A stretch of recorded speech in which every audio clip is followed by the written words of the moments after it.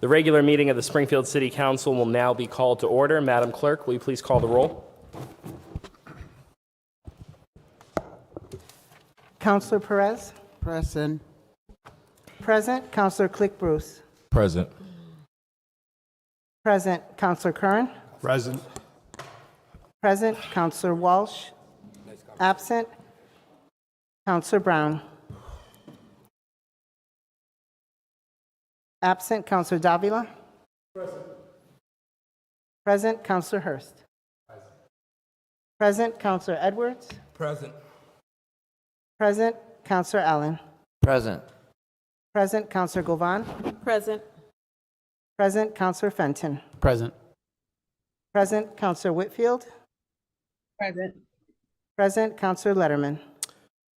Present. Before we move forward in the agenda, Susan, could you please forward the Zoom link to Councilor Brown again? Thank you. Will the council and guests please rise and join me in a moment of silence?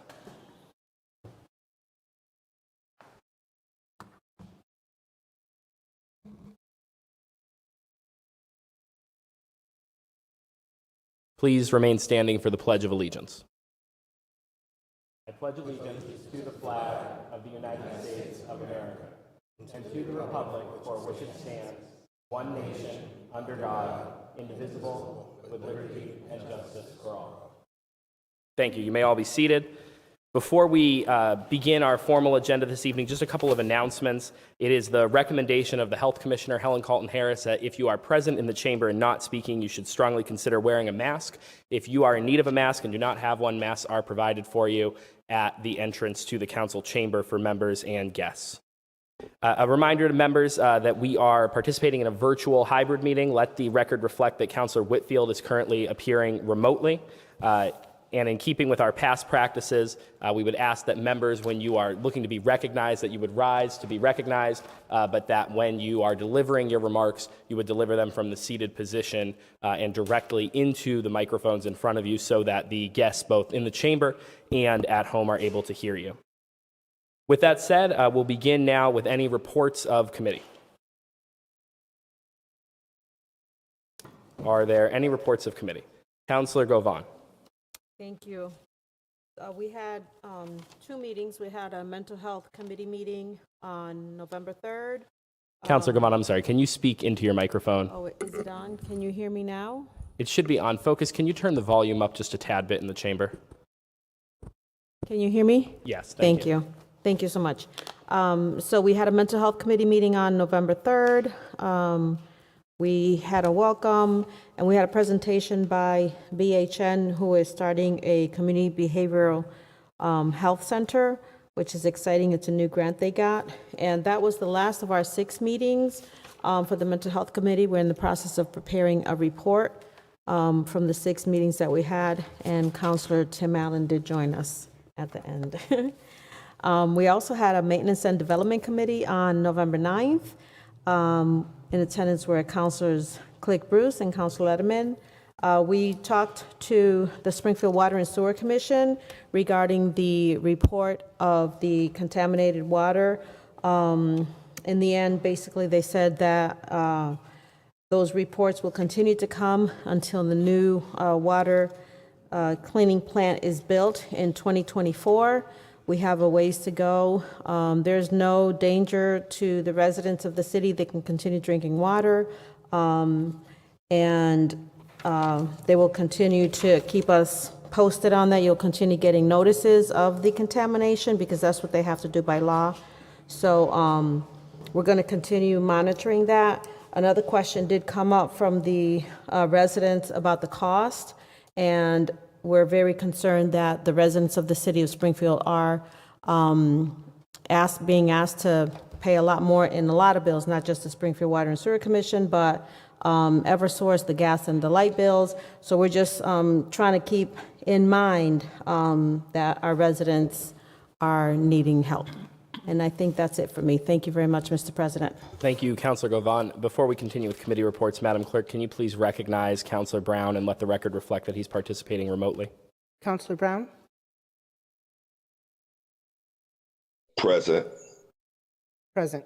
Thank you, Madam Clerk. Councilor Perez.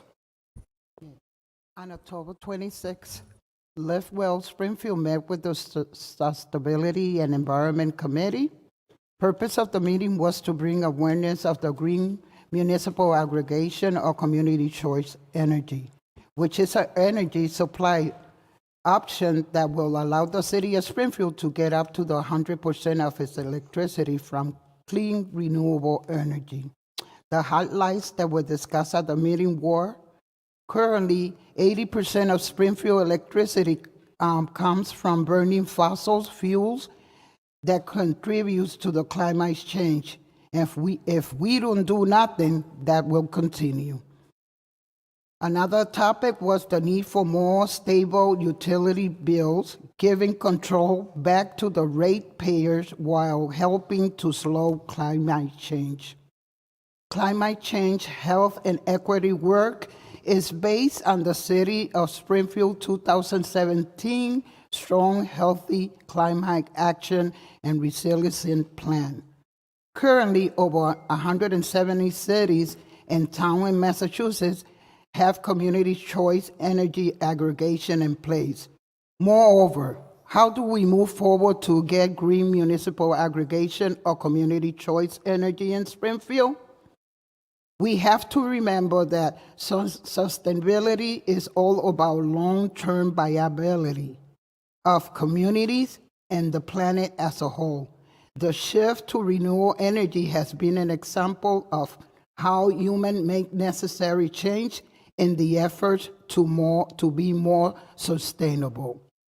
Let it be noted that at the meeting, present were Councilor Hertz, Councilor Davila, Councilor Allen, President Letterman, Councilor Gabon, and Councilor Willfield. Thank you so much. Thank you, Councilor Perez. Are there any further reports of committee this evening?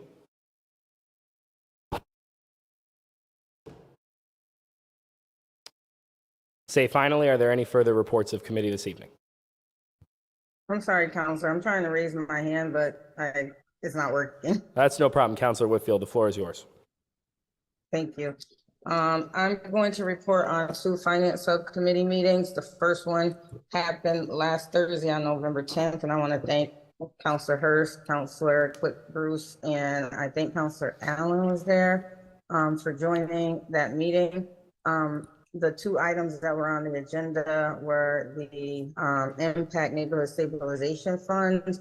That is a fund where I believe up to 5% can go into the Impact Neighborhood Stabilization Fund, and the funds can be distributed to, it's an order that the City Council approves, and those funds can be distributed to helping the community and the neighborhoods that the marijuana establishment is housed. And what we found out is that this is one fund that the City Council can determine how the money is spent, while we suggest that we work closely with the administration and the community neighborhoods. We have some input on how these funds can be spent. And so we talked at length on how we can make that happen. And so we'll have other subcommittee meetings. So I'm thinking it's a 3%, up to 3% of the city's sales tax on marijuana can go to this fund, but we said 33% of the 3% will go into this neighborhood stabilization fund. And we're going to have additional finance subcommittee meetings to see how we will best go about using these funds. In addition, we spoke about the MGM funds, the community, I can't remember the whole term, but it's funds that go into a bucket of money. And it's about 9 million in there. And I think we get 4 million annually and around the April timeframe that we can use for community impact. And we discussed also how and when we will start discussing and using those funds. However, there is a glitch because it was not, the funds were not supposed to be put into a revolving fund, and they were. Some law has to be passed before we can even expend those funds, and we don't know when that's going to happen. It's a state law. And we don't know when that's going to happen. And so we're kind of in a waiting period before we can even discuss how we would use the MGM funds to benefit the community. So those were the two items that we spoke about on November 10th. And then we had a finance subcommittee meeting today at 5:30, where we will go down the agenda on all the items. The ones that I want to make note of is the $30 million bond, that most of it is going to be used on the dug-in park field.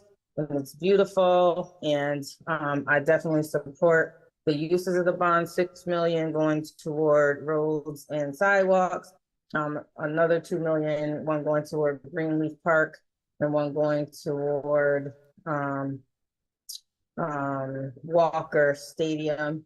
And I can't remember what the fifth item is, but I just wanted to make mention of that bond fund. And also, there's going to be an item on the CPC agenda that is $250,000 to go toward market rate housing that I do not agree with. And I will address that concern when that item comes up on the agenda. So that is my report out, Mr. President. Thank you, Councilor Whitfield. Are there any further reports of committee this evening? Seeing no further reports of committee, Madam Clerk, without objection, please call the roll to accept the reports. On accepting the reports, Councilor Perez. Yes. Yes, Councilor Click Bruce. Yes. Yes, Councilor Curran. Yes. Yes, Councilor Walsh. Absent, Councilor Brown.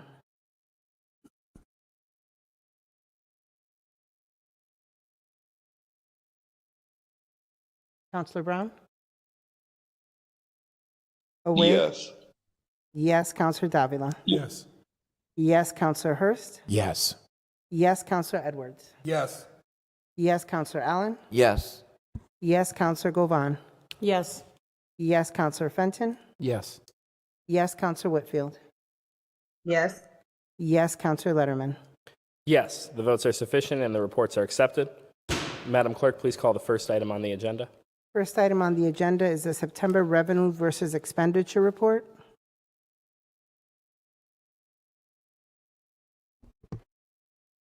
Thank you, Mr. President. Patrick Burns, 90 Clement Street, Springfield. Tonight I am presenting the September Revenue Expenditure Report, which represents the first quarter of the fiscal year. As you'll see, our revenue is at 26%, which is right on target.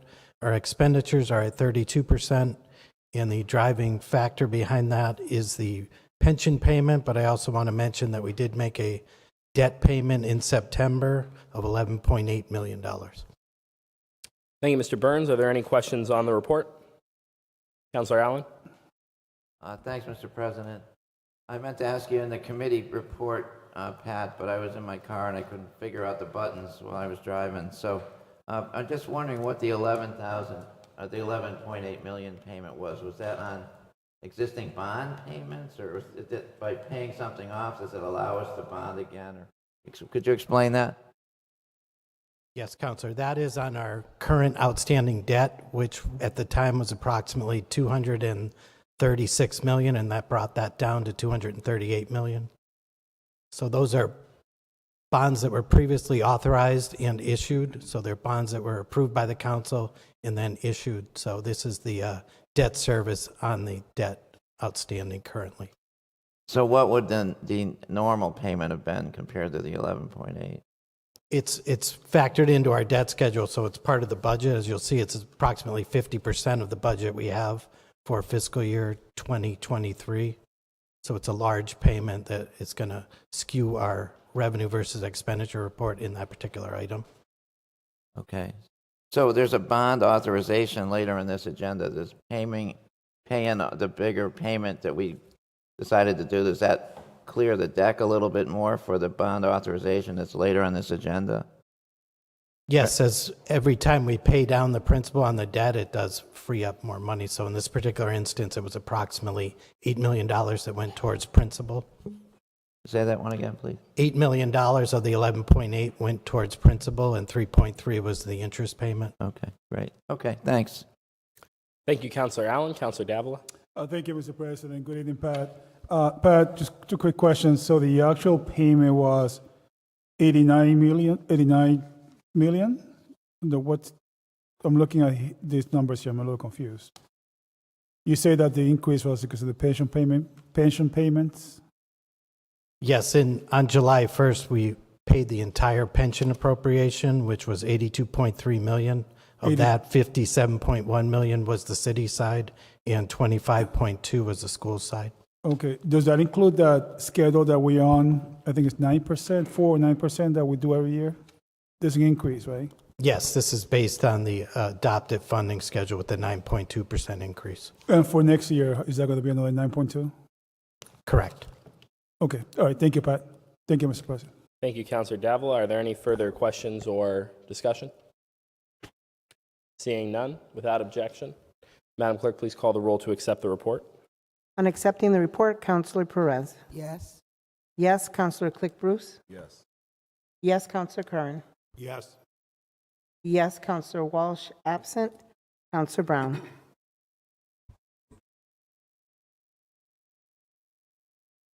Councilor Brown. Yes.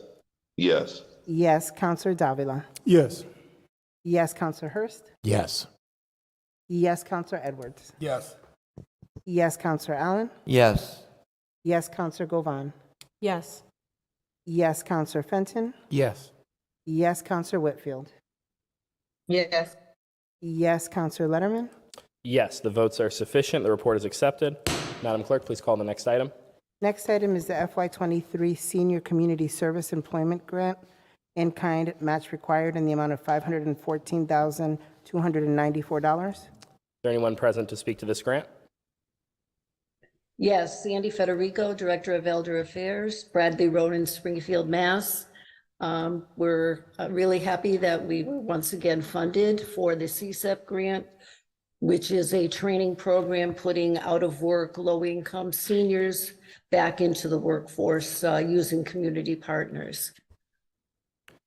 Thank you, Director Federico. Are there any questions on the grant? Councilor Davila? Thank you, Mr. President. A quick question. How many people does this service throughout the city? Roughly how many elderly? The grant dictates, Councilor Davila, how many people we can put on at any given time. And right now we are at capacity with 28 members. Okay, and the training, Once those folks, I'll further explain that once those folks are hired by community agencies that we partner with, it frees up spaces and we are allowed to put more on. what kind of training do they receive? It's a variety of trainings that we offer. Most of them, their computer skills are not where they need to be in most of the workforce today. So our computer lab trains them on how to do basic computer skills, but also how to do research to find jobs, how to develop a resume. We have a job club where we will do mock interviews with them to train them. And then the host agencies in the neighborhoods will do some on-the-job training for them as well. Very well. Thank you, Sandy. Thank you, Mr. President. Thank you, Councilor Davila. Are there any further questions or deliberation? Seeing none, without objection, Madam Clerk, please call the roll to accept the grant. On accepting the grant, Councilor Perez. Yes. Yes, Councilor Click Bruce. Yes. Yes, Councilor Curran. Yes. Yes, Councilor Walsh, absent. Councilor Brown. Yes. Yes, Councilor Davila. Yes. Yes, Councilor Hurst. Yes. Yes, Councilor Edwards. Yes. Yes, Councilor Allen. Yes. Yes, Councilor Govan. Yes. Yes, Councilor Fenton. Yes. Yes, Councilor Whitfield. Yes. Yes, Councilor Letterman. Yes, the votes are sufficient. The grant is accepted. Madam Clerk, please call the next item. The next item is the Parks Department grant for $400,000 for Donna Blake Park. Match required. Director Sullivan? Good evening, Councilor. This is a grant funded by the Commonwealth of Mass Parkland Acquisition Grant, and we are matching it with $550,000 from CDBG, and we're excited. We've been working with the Neighborhood Council for over 6 years on this grant or this park project, and it's going to include a splash pad, expanded playground units, picnic area, small pavilion and site amenities. So we're very excited for Pendleton Avenue residents to get this new park. Thank you, Director Sullivan. Are there any questions or deliberation from the council? Say again. Seeing none, without objection, Madam Clerk, please call the roll to accept the grant. On accepting the grant, Counselor Perez. Yes. Yes, Counselor Click Bruce. Yes. Yes, Counselor Curran. Yes. Yes, Counselor Walsh, absent. Counselor Brown. Yes. Yes, Counselor Davila. Yes. Yes, Counselor Hurst. Yes. Yes, Counselor Edwards. Yes. Yes, Counselor Allen. Yes. Yes, Counselor Govan. Yes. Yes, Counselor Fenton. Yes. Yes, Counselor Whitfield. Yes. Yes, Counselor Letterman. Yes, the votes are sufficient. The grant is accepted. Madam Clerk, please call the next item. Next item is the FY23 Shine Grant Amendment Increase, no match required in the amount of $79,033.60. Director Federico. Yes, hi, thank you. This is the balance for the rest of the year for our Shine Grant. Council already approved the 3-month installment of $26,344.53 earlier, and this is just the balance of $79,033.60. And this funds our Shine Grant, division, which is the servicing of the health insurance needs. Thank you, Director. Are there any questions or deliberation from the council? Seeing none, say again. Without objection, Madam Clerk, please call the roll to accept the grant. On accepting the grant, Counselor Perez. Yes. Yes, Counselor Click Bruce. Yes. Yes, Counselor Curran. Yes. Yes, Counselor Walsh, absent. Counselor Brown. Yes. Yes, Counselor Davila. Yes. Yes, Counselor Hurst. Yes. Yes, Counselor Edwards. Yes. Yes, Counselor Allen. Yes. Yes, Counselor Govan.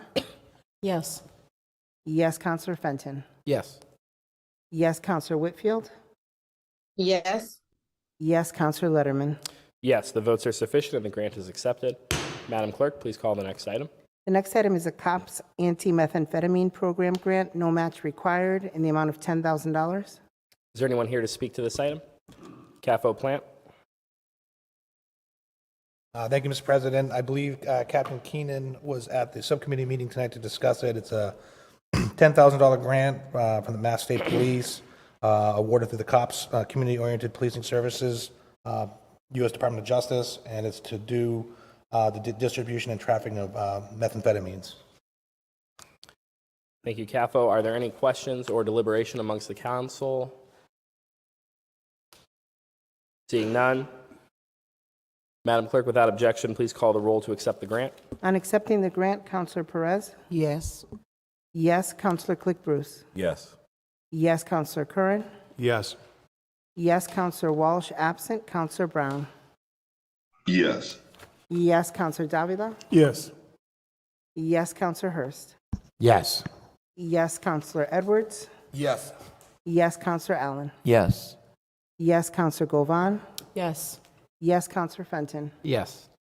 Yes, Counselor Whitfield. Yes. Yes, Counselor Letterman. Yes, the votes are sufficient. The grant is accepted. Counselor Whitfield. Thank you, Mr. President.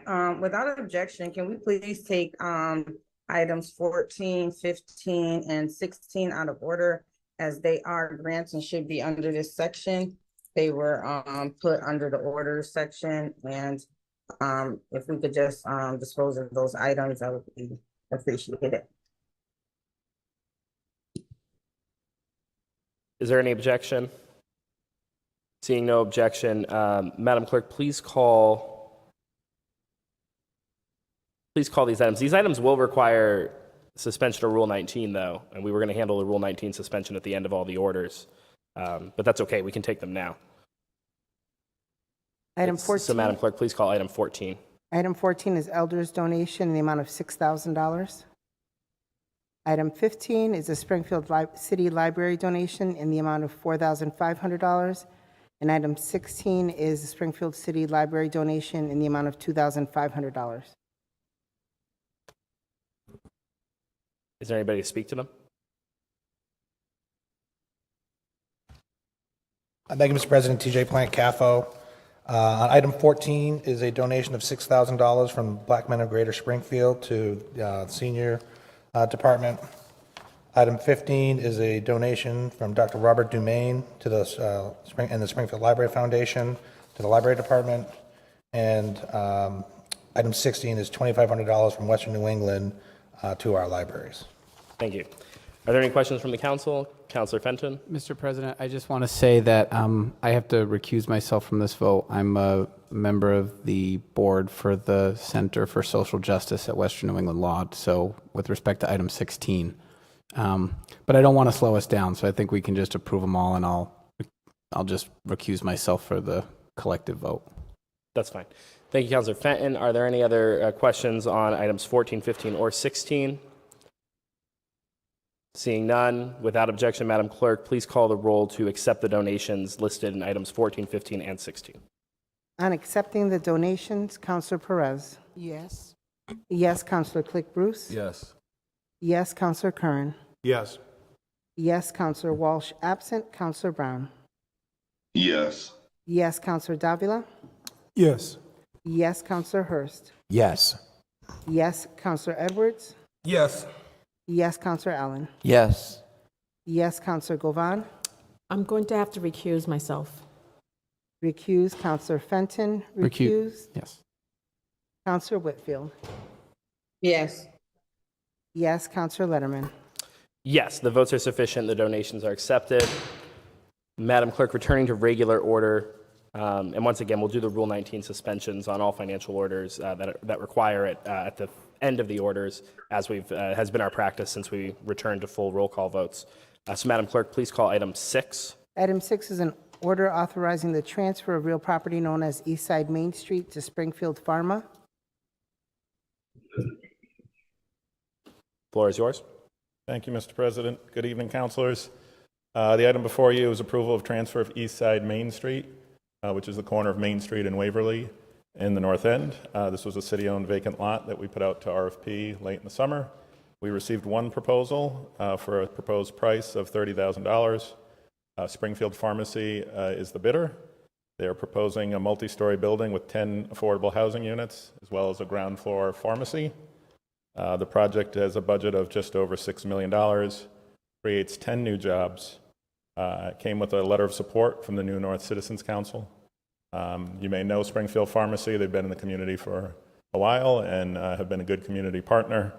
And they are here tonight, along with Jose Claudio from the New North Citizens Council, if there are any questions.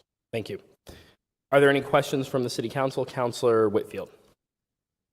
Thank you, Mr. President. What type of housing are they developing? It's affordable. Affordable? So affordable is different than low income, correct? So they're units that are restricted to, I believe these are 80 to 120% of household income. Of household income? Of household income, median income? Median household income. For yes. the city? It would be for the, I believe that would be for the region? It's a city, okay. Yeah, it's a city number, median household income. Household income for the city? Yes. 80 to 120%? 80 to 120%. Thank you. Thank you, Councilor Whitfield. Are there any further questions or deliberation from the council? Councilor Davila, followed by Councilor Allen. Thank you, Mr. President. The first thing that came to mind when I heard this proposal was I honestly tried to think, what's the closest pharmacy in that area? I can't think of any right now other than they want to base it itself. So I think that's a welcome addition to the neighborhood. But I do have a question. You did say 80 to 120%, I believe, for the whole city. Are you sure that's the whole city or that's the neighborhood? Because that would be a much higher number. It's a city number for the tax credit.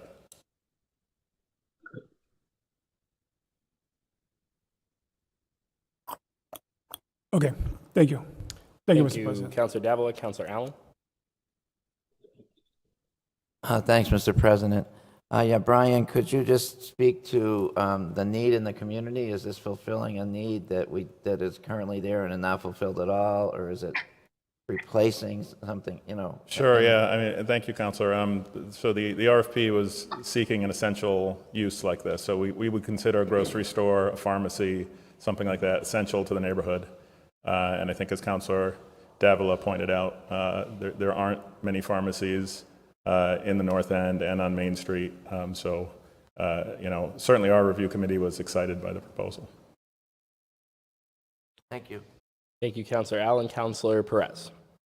Yes, I need to say that the pharmacy is a great thing. In my ward, I have the most hires when it comes to elders, and that will benefit the elders as well. Needless to say that housing is a need in the city of Springfield right now, so I am in favor of this project. Thank you. Thank you, Counselor Perez. Are there any further questions or deliberation? Seeing none, without objection, Madam Clerk, please call the roll to authorize the transfer of real property. On authorizing the transfer, Counselor Perez. Yes. Yes, Counselor Click Bruce. Yes. Yes, Counselor Curran. Yes. Yes, Counselor Walsh. Absent, Counselor Brown. Yes. Yes, Counselor Davila. Yes. Yes, Counselor Hurst. Yes. Yes, Counselor Edwards. Yes. Yes, Counselor Allen. Yes. Yes, Counselor Govan. Yes. Yes, Counselor Fenton. Yes. Yes, Counselor Whitfield. Yes. Yes, Counselor Letterman. Yes, the votes are sufficient. The transfer is authorized. Madam Clerk, please call the next item. Next item is an order authorizing and approving the execution of a quitclaim deed for the disposition of certain real properties located at 195 State Street and East Side Maple Street in Springfield to the Springfield Merrick Park Apartments Limited Partnership. Director Sheehan. Tim Sheehan, Chief Development Officer, City of Springfield. As many council members will recall, last fall the council undertook a pretty vigorous review of this project at 195 State Street. First Resource was awarded the selection under an RFP process. They offered $11,000 with the proposal to develop 41 income-restricted rental apartments. The apartments will include 31 one-bedroom apartments and 10 two-bedroom apartments. The project is expected to be approximately $23 million. And this is the last step in the approval process for the council. And after this, we will be advancing to a purchase and sale to commence the project. Thank you, Director Sheehan. Are there any questions or deliberation? Seeing no questions or deliberation at this time, then without objection, Madam Clerk, please call the roll. On authorizing the quitclaim deed, Counselor Perez. Yes. Yes, Counselor Click Bruce. Yes. Yes, Counselor Curran. Yes.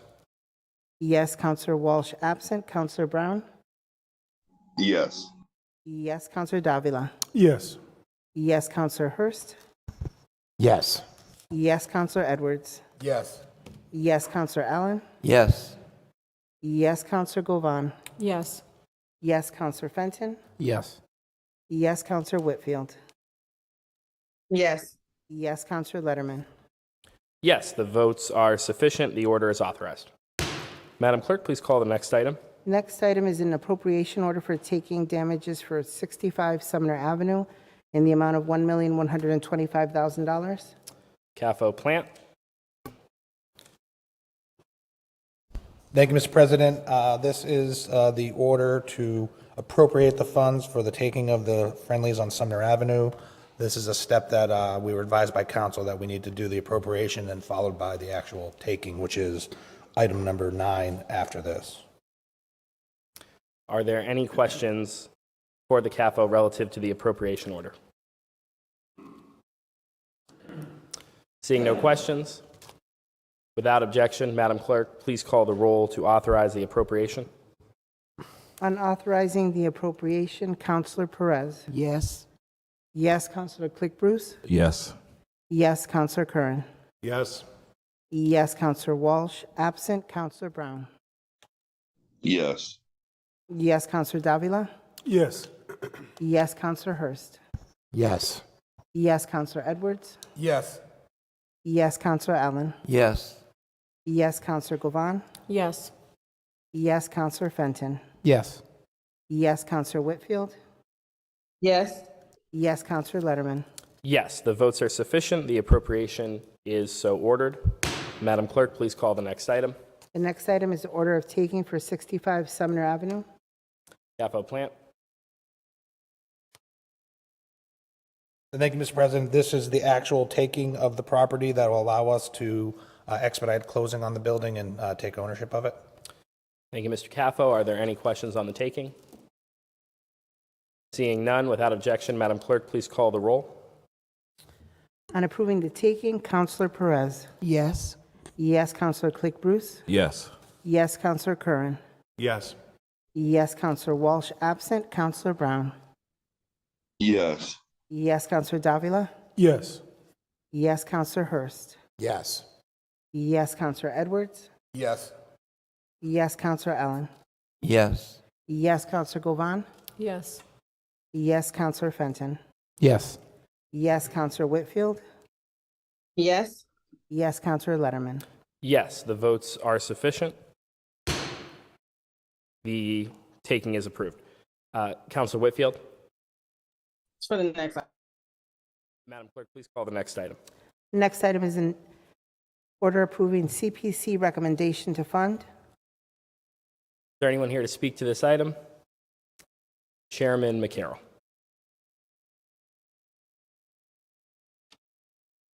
Thank you, councilors. Bob McCarroll, 96 Elliott Street, Chair of the Community Preservation Committee. I'm here with a supplemental recommendation for the council to consider. We were here last month with 16 projects, and we now have a 17th to recommend to you, which is funding the renovation of the now vacant and deteriorated apartment building at 169 Maple Street called the Parsons Apartment Block. Just a little bit of background. This is a deteriorated building that has been foreclosed by the city back in 16. They awarded it to a developer who was going to renovate the 11 apartments.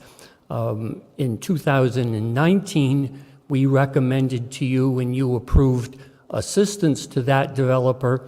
He did not perform. The money from CPA was never dispersed. And the city exercised its reverter clause to take back the property, put it out for request for proposal. The only proposal that came in was from Davenport Associates LLC. They are basically the same body that recently renovated the Willis Overland building into 60 apartments up at 155 Chestnut Street. It is a $3.3 million project, and it will result in 11 market rate units. We are recommending $250,000 of CPA money from the undesignated reserve. Thank you, Mr. McCarroll. Are there any questions or deliberation from the council? We'll go to Councilor Whitfield, followed by Councilor Allen.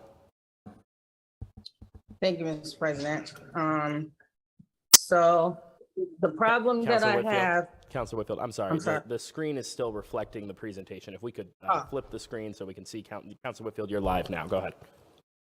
Okay, the problem that I have with designating this funding to this project is we are in a dire need for low-income housing.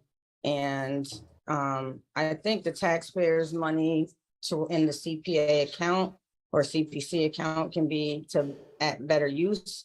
There is in Massachusetts 305,000 extremely low income folks or families that need a unit. Right now in the state of Massachusetts, we only have 142,000 units available. So there is a huge gap. In the Pioneer Valley region, the affordability issue study was done by Donahue Institute, and it was in partnership with Wayfinders.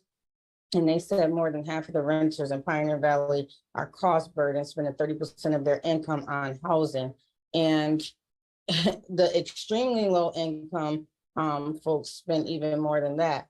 When we were in the finance subcommittee meeting, an employee, I think her name was Joy of Davenport, said, well, we're gonna create a program where we can get the low income renters to be market rate income renters. And that model just doesn't make sense to me unless they're taking some of that rent and putting it into account and putting it toward either being able to purchase their own homes for home ownership or taking the capital to be able to start their own businesses. But going from low income housing to market rate rent just doesn't make sense to why they would even do that transition to market rate rent, because it's really not benefiting them. It's not closing the racial wealth gap that's nationwide. It's not building generational wealth at all. It's just going from paying lower rent to higher rent. And I don't understand that.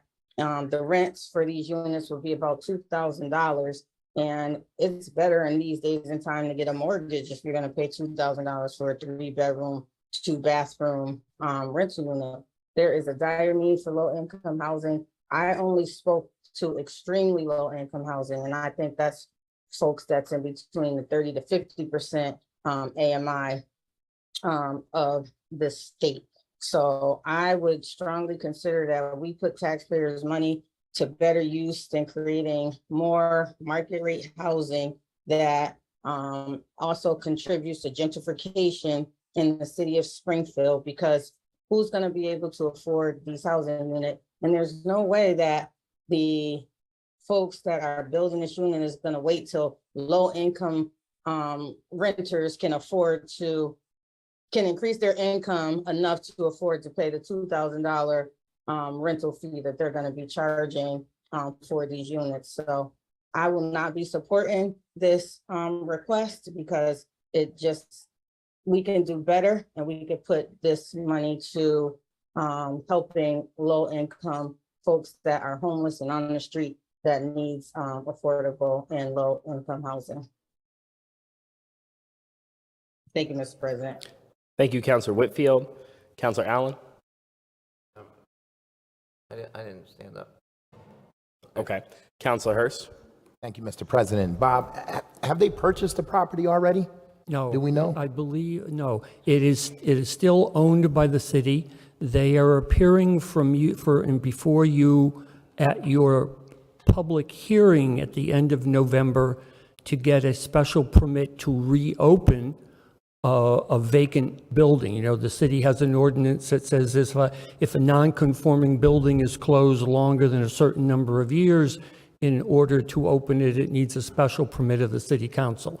So they are appearing before you, and I would only assume that at some point, perhaps in December, they will be appearing before you to actually approve the transfer, just as you just approved the transfer of the old school department building to go into low-income housing. So are they planning on buying this property regardless, do you know, or is it contingent upon our approval of these funds? And I guess on top of that, what happened with the last buyer and I guess I would defer to other departments of the city, because it wasn't CPA that took the property back.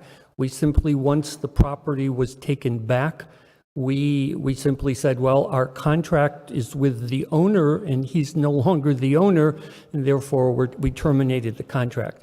Other than to say he didn't seem to have his financing together in order to start the project. And I do know that the current developers, Davenport Associates, has said the cost of doing the project now is considerably more than it was to do the first time around prior to the pandemic. Okay. I have a couple more questions, but I'll defer. Councilor Davila, followed by Councilor Govan. Thank you, Mr. President. Thank you, Mr. McCarroll, and thank you for your presentation. I just want to make sure that I heard you correctly, sir. You say that only one RFP came in, sir, for this project? That's my understanding. It was put out for request for proposal And at least on the subcommittee meeting, the finance committee meeting that I attended, Davenport said that they were the only proposal to come in. And how long has that building been empty there, sir, if you know? I do not know. My guess is it's been vacant probably for 7 or 8 years. 7 or 8 years. And so that's going to be market rate housing, correct? Well, it was market rate housing before it went empty. And Oh, it was, okay. they are proposing to make it, to fix it all up, the 11 units, and continue it as market rate housing. So basically, it's going to be the same use as before. Nothing has really changed. There's no change of use, correct? Okay. And now how many units do you say, 11? 11. Okay. And so what will happen if we turn this request down? What will happen to the building? I guess that would be a good question for the developers. I don't know. We gave them the Zoom link to this meeting. I do not know if they are present. Certainly, there is a gap in the funding for a $3.3 million project for 11 units to do rehabilitation or new construction in Springfield costs more than you can get bank financing for. So they got to come up with 3 million, correct? That's what you're saying? They have to fill their gap, and they're asking that CPA help them fill the gap. They have been before the trustees of the Springfield Historic Preservation Trust Fund, Right. which is the mitigation money from the casino, because they fall within the boundary of that fund, and the trustees, of which I am one of them, has given them an award of $100,000 to help close the financing gap. Right. Thank you, Bob. Mr. McCarroll, for your for your thoughts. Mr. President, I find myself, sir, in a bit of a dilemma because although there has been a lot of powerful arguments, sir, we could end up with a position that nothing goes there. I do know that that building, from my own eyes, seeing that building, has been empty for at least, I'm going to say 3 to 5 years, maybe even longer.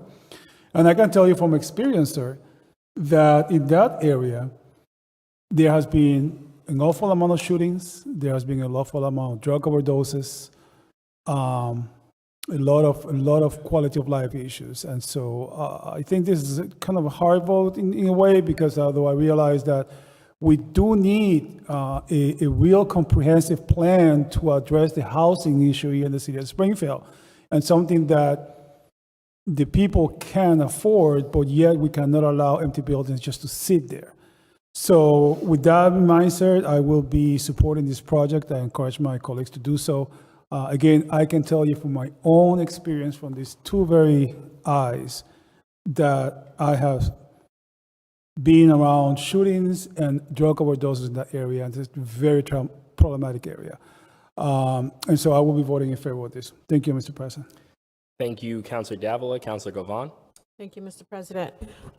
So I'm thinking along the lines of what Councilor Whitfield said. However, in our city, we need affordable housing, right? We have teachers who live here, police officers, and they make good money, but they don't make good enough money to afford what we're calling now market rate housing. So I'm just wondering if there's any way that the developers would consider, right?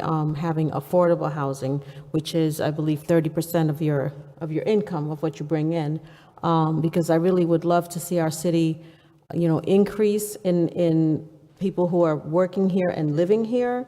As an example, I have a friend that lives right down the street in what they call the luxury condos. It's a 1-bedroom. She's paying almost $2,000 a month, and she can't afford it, and she has to move out. Plus, it's not luxury. There's, mice in there, and there's all different kind of stuff, but that's a different subject. But again, we need to find a way to try to help our youth that are graduating from high school and graduating from college to live here, and they can only live here by, having affordable housing. Maybe they might want to buy a house after they pay off their student loans, if they ever do.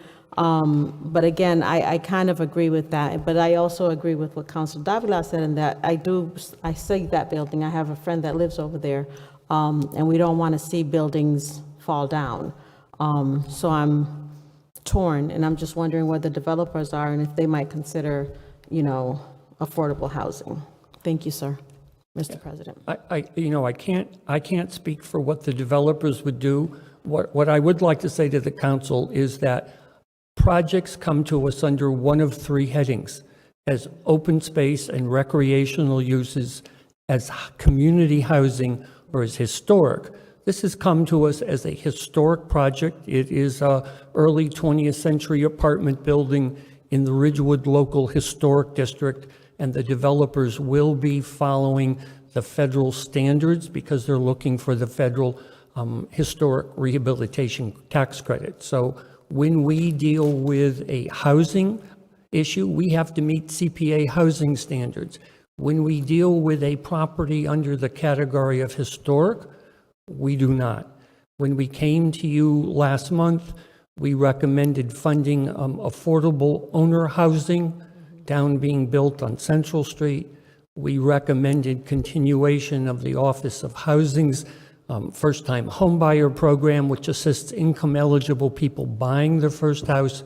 We recommended working with the Office of Disaster Recovery on a vacant, deteriorated, tax foreclosed house in the Forest Park neighborhood being renovated and sold to an income-eligible buyer. So the committee is certainly aware of the issue of balance, but this did not come to us as a housing project. This came to us as a historic resource project. Thank you, Chairman McCarroll and Councilor Govan. Does that conclude your remarks? Yes, thank you. Thank you very much. We'll go to Councilor Whitfield, followed by Councilor Hurst. Thank you, Mr. President. I just wanted to see if there's anyone from Economic Development here. The Office of Economic Development, Brian or Tim. Yeah, Mr. Connors is here, Councilor Whitfield. Hi, Tim. I'm just trying to understand. Counselor, it's, like, I just wanted to, I know you may not be able to see clearly from where you are. It's Brian Connors there at the podium. It's Brian. Oh, I'm sorry. Hi, Brian. Sorry. I'm just trying to understand. We just transferred property to Springfield Pharmacy. Was there a payment involved with that? Yeah, that was a $30,000 payment. $30,000. So I'm just wondering if is there a way that for this particular building, developers could somehow get in the Office of Economic Development and figure out how to make it either affordable or low income housing? I mean, that For would. Springfield Pharmacy, was there an RFP process for that? I'm sorry, I missed the end of that, Counselor. For Springfield Pharmacy, was there an RFP process for that? Was there RFP process? Yes, for the transfer of the property. Yes, there was an RFP process. They proposed affordable housing to us. So that wasn't a requirement set upon by this. I'm sorry, I talked over you there. No, I talked over you, I'm sorry. Mr. Connors, could you raise the microphone a little bit and speak directly into it? Sure, sure. So for the Springfield Pharmacy property, the transfer of that property, there was an RFP that went out and they won the bid? Correct. Because what I'm wondering, is there a way to work with developers that are looking to have some type of social impact in the city of Springfield? While we don't want big buildings to sit, there have been buildings that's been sitting for a very long time. And under the urban renewal plan, we're looking for ways to, get developments done and things like that. And I'm just wondering, can we take a pause sometimes and see what's best for the city? We have a high homeless population out here that's looking for housing. And because a building is an eyesore, been sitting for a little while, doesn't mean that creating market rate housing is the best solution. I can agree with affordable. I can agree with low income housing, but market rate housing just takes away from more properties that can be used to solve a problem, a huge need in the city of Springfield of our homelessness population, and for those working class folks that probably cannot just afford $2,000 a month for a 3-bedroom, 2-bath apartment without any further assistance. So I'm just wondering, how these, if there's ways that we can work with local contractors in the city, minority contractors in the city, because that's also a social need. There are a bunch of developers and contractors that are just overlooked, and Davenport hasn't traditionally or historically been one of them. And they do a lot of business in the city of Springfield. So I'm just wondering, just like Councilor Govan, will they be willing to change their model a little bit and look at the social impact that structuring affordable and low income housing will have on our community overall? Sure, and I think there are certainly ways you can put goals into RFPs. I think the Maine and Waverly one that we just reviewed, we had the goal of an essential business like a grocery store or a pharmacy. So you can certainly do those things. I would point out on this particular property, and I think you all know the row houses across the street, they have been problematic. We have put them out time after time with very little interest, and we don't put any restrictions. We don't say we're required to look for market rate housing. So we've looked for anybody looking for any use that can preserve these buildings because they're important. This building and the row houses across the street. So Davenport was the only bidder here. They've indicated an interest in tackling the row houses as well, if they can figure that out with the private owner. So it's really been a case of little interest on properties that have a significant gap, no matter if they're developed affordable or market rate. The numbers are just hard to pencil here. So determining if they obtain this building will determine if they tackle the row houses, or will they tackle the row houses regardless? I mean, is it a stipulation on we're gonna only develop that property if we get this property? They have not. There's no commitment on the row houses in either direction, but they've indicated if they do this, there is an interest in doing the ones across the street. Now, again, that's not a commitment. That's not anything other than they've indicated an interest there. Okay, because I don't see how one correlates with the other if there's no commitment. So that piece of information, I don't know if it was really needed for my benefit because there's no commitment to doing that. So thank you, Brian. I just wanted to know if there's a way that we could, I'm talking about the Office of Economic Development and other developers or contractors will have an opportunity to even discuss, how do they even get in the room with you? I'm pretty sure that Davenport is in the room with you a lot, but how do these developers even get in the room with you? Because that's questions that they ask me. And so I'm just gonna start giving them your number and see if we could structure, arrangements to actually help and have a social impact on the city of Springfield. Thank you, Brian. Thanks, Counselor. Thank you, Counselor Whitfield. Is there any further discussion? Counselor Hurst? Thank you, Mr. President. Just a quick question, or a couple questions, Bob. How much are you recommending to give to this particular developer? $250,000, which is the maximum that our own local policy we've adopted, that we recommend it for anybody. So is this the same $250,000 that we had allotted for the previous developer? No, we recommended, they asked for less, we recommended what they asked for, and you approved it. So this is more, but as I said, they, in making their presentation, said the cost of renovation has gone up in the past 5 years. So this money is coming from the same pot of money that we just approved for this year? Or is this, when you say it's coming from the reserves? So in the money that you approved last month came from money that was sitting in the CPA pots prior to the close of the past fiscal year. This particular project, its money will come out of the current fiscal year's pot. This money will come out of the current fiscal year's pot. So last summer, you approved the fiscal 23 budget for the committee. This money will come out of that budget. I'm sorry, help me understand that again. What we just approved at the... Came out of what was, let's call it the fiscal 22 budget. Yeah. So this particular project will come out of the fiscal '23 budget. So why are we doing it now? Are there other projects that are in the fiscal No, 2023 budget? we have a policy that we will consider an out-of-cycle application if there seems to be some extenuating circumstance, an emergency, a market opportunity. So Davenport approached us and said they were just designated the developer, and they will be coming before City Council and asked that we consider an out-of-cycle application.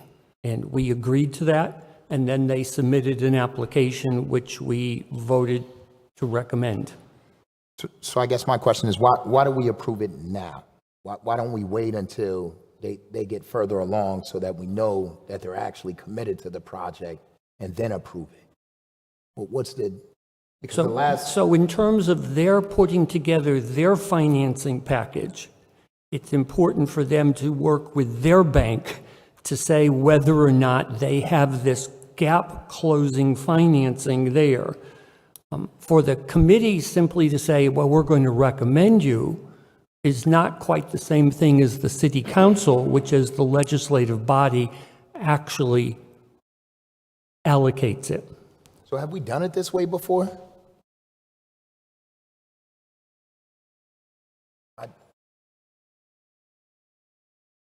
Something about this just seems a bit off. I mean, I don't recall us doing it this way in the past in order to help a developer secure funding from a bank.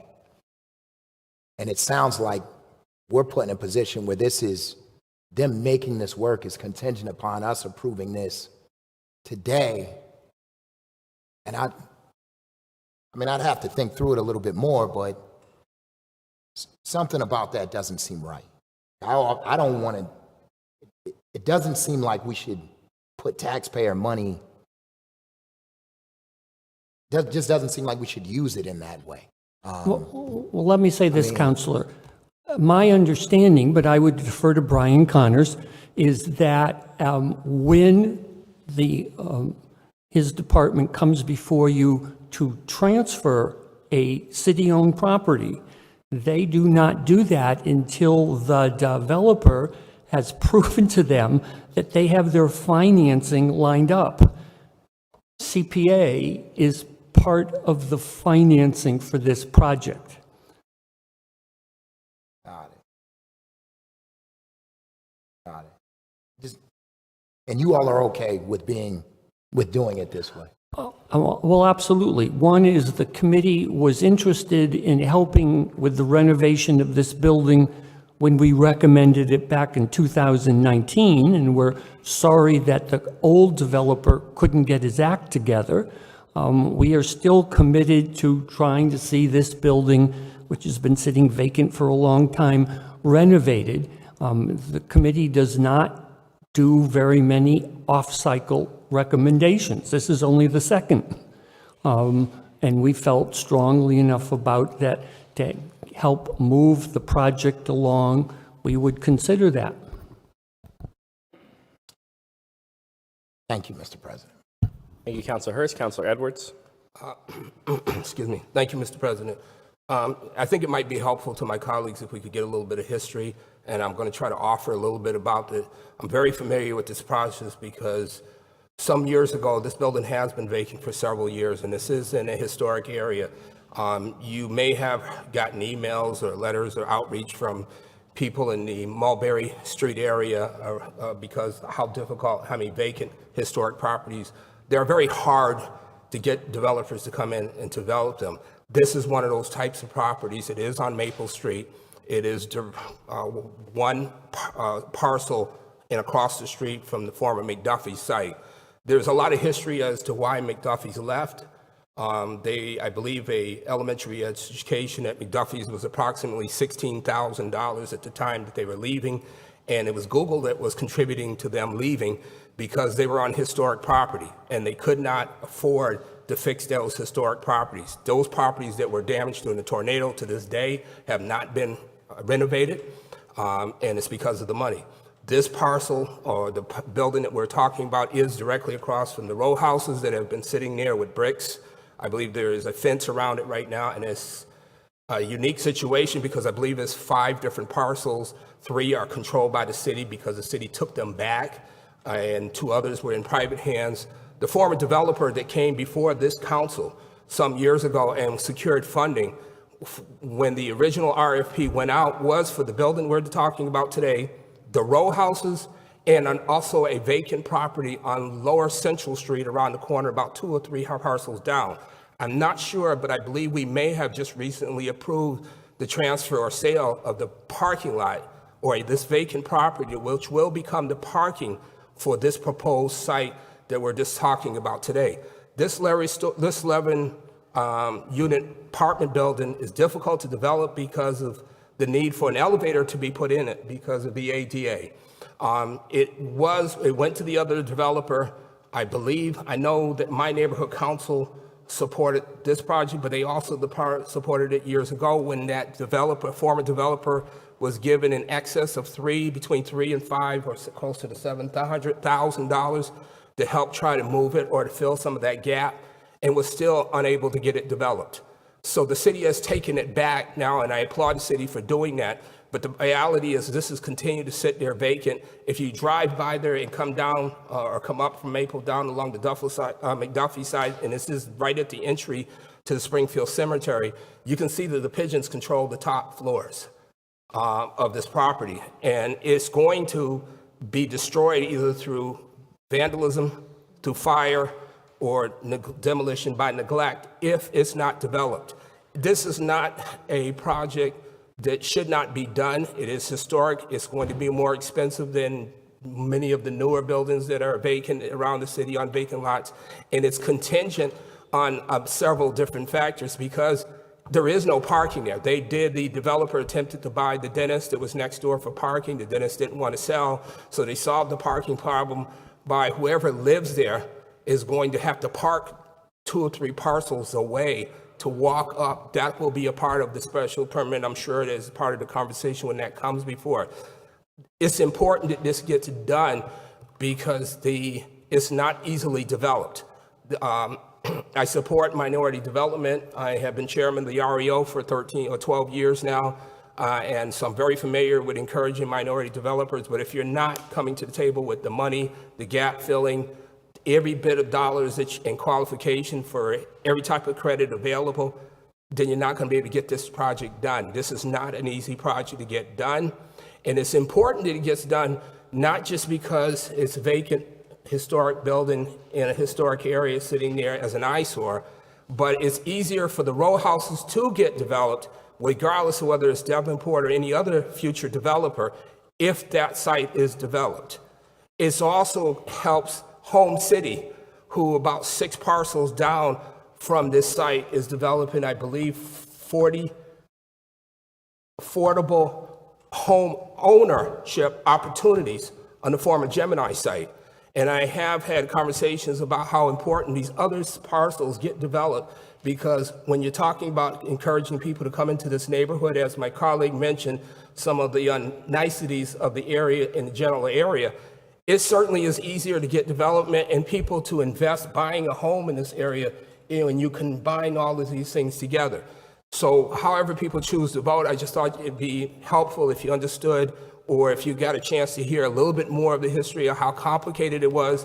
It did go out, the original RFP that went out that included this parcel, included the row houses and a third parcel. There was the RFP had 3 respondents.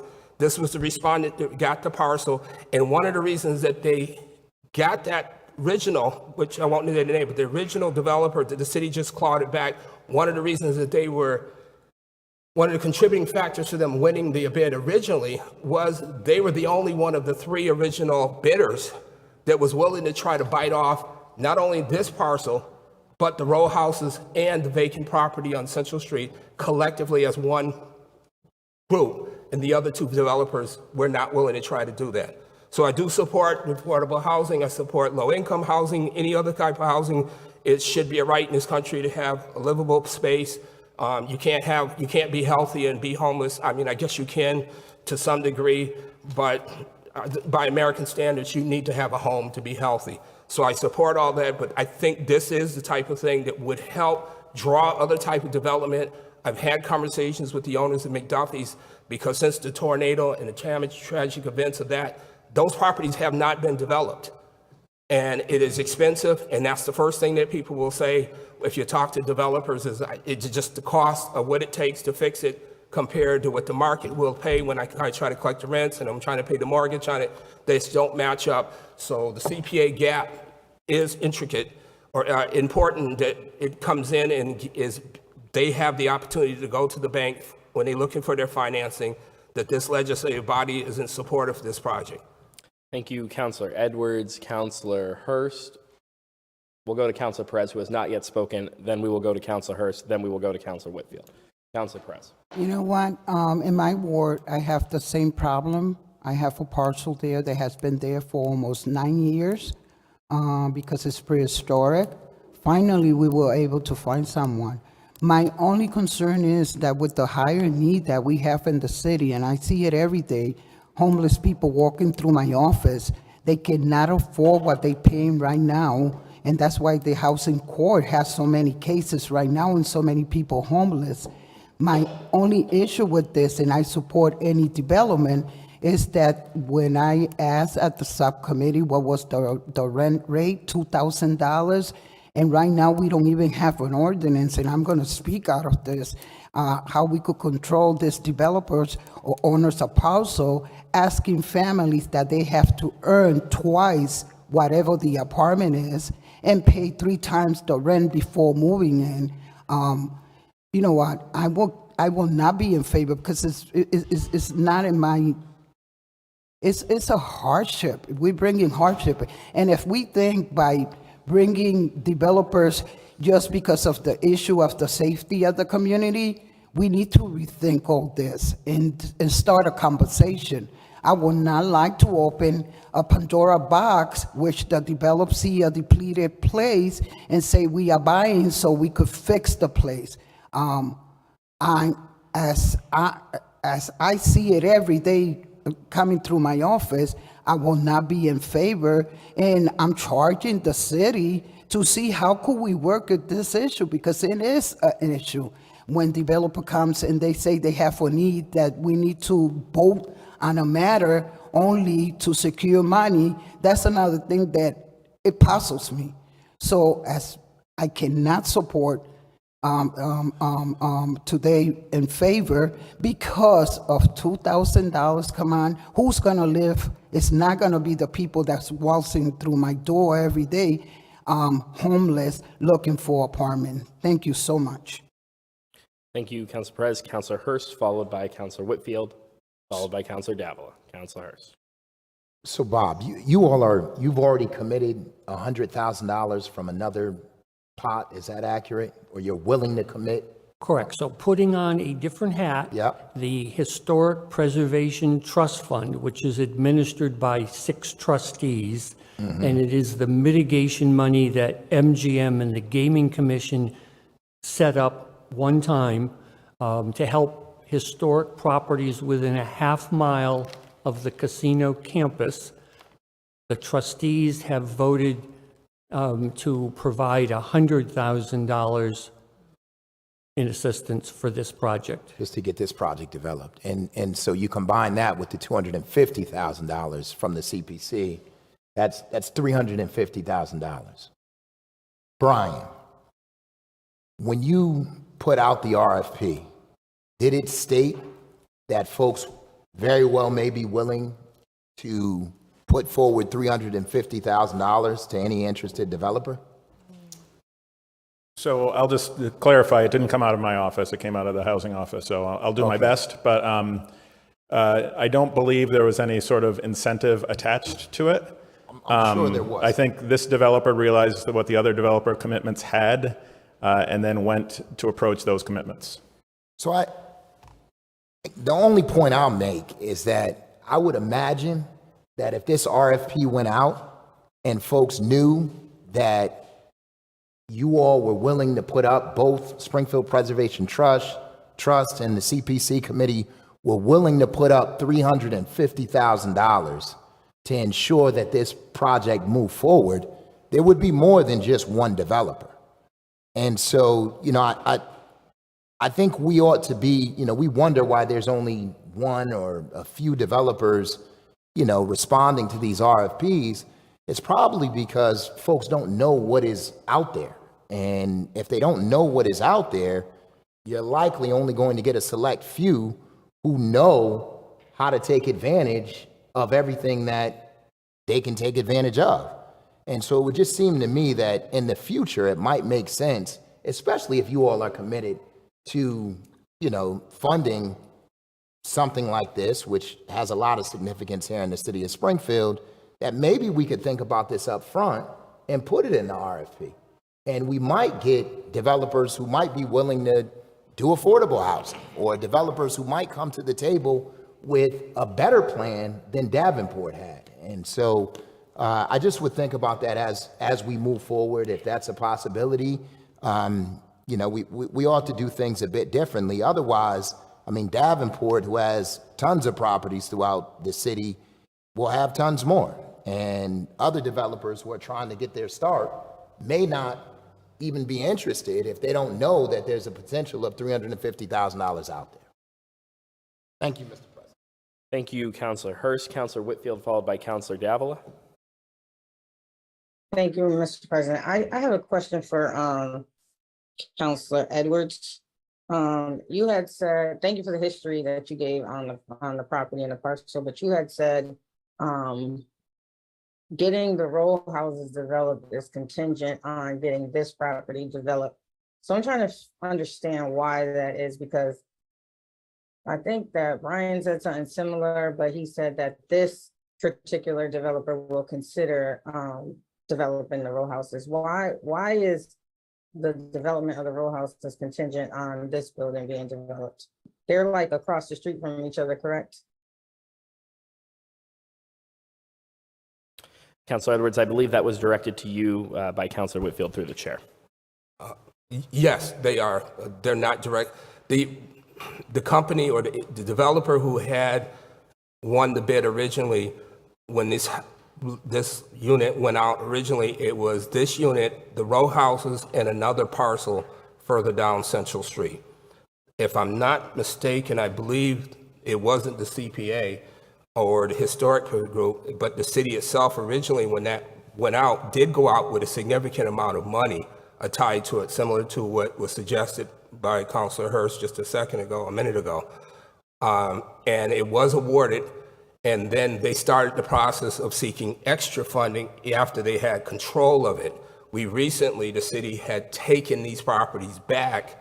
Matter of fact, I believe the city, not this particular parcel, but the row houses, the city actually, after the developer got control of it and had access to a large pot of money, then came back to the city again and sought another pot of money, which they used to put a roof on the row houses to keep them from, because water was going into the building and it was going to affect the structure of the building.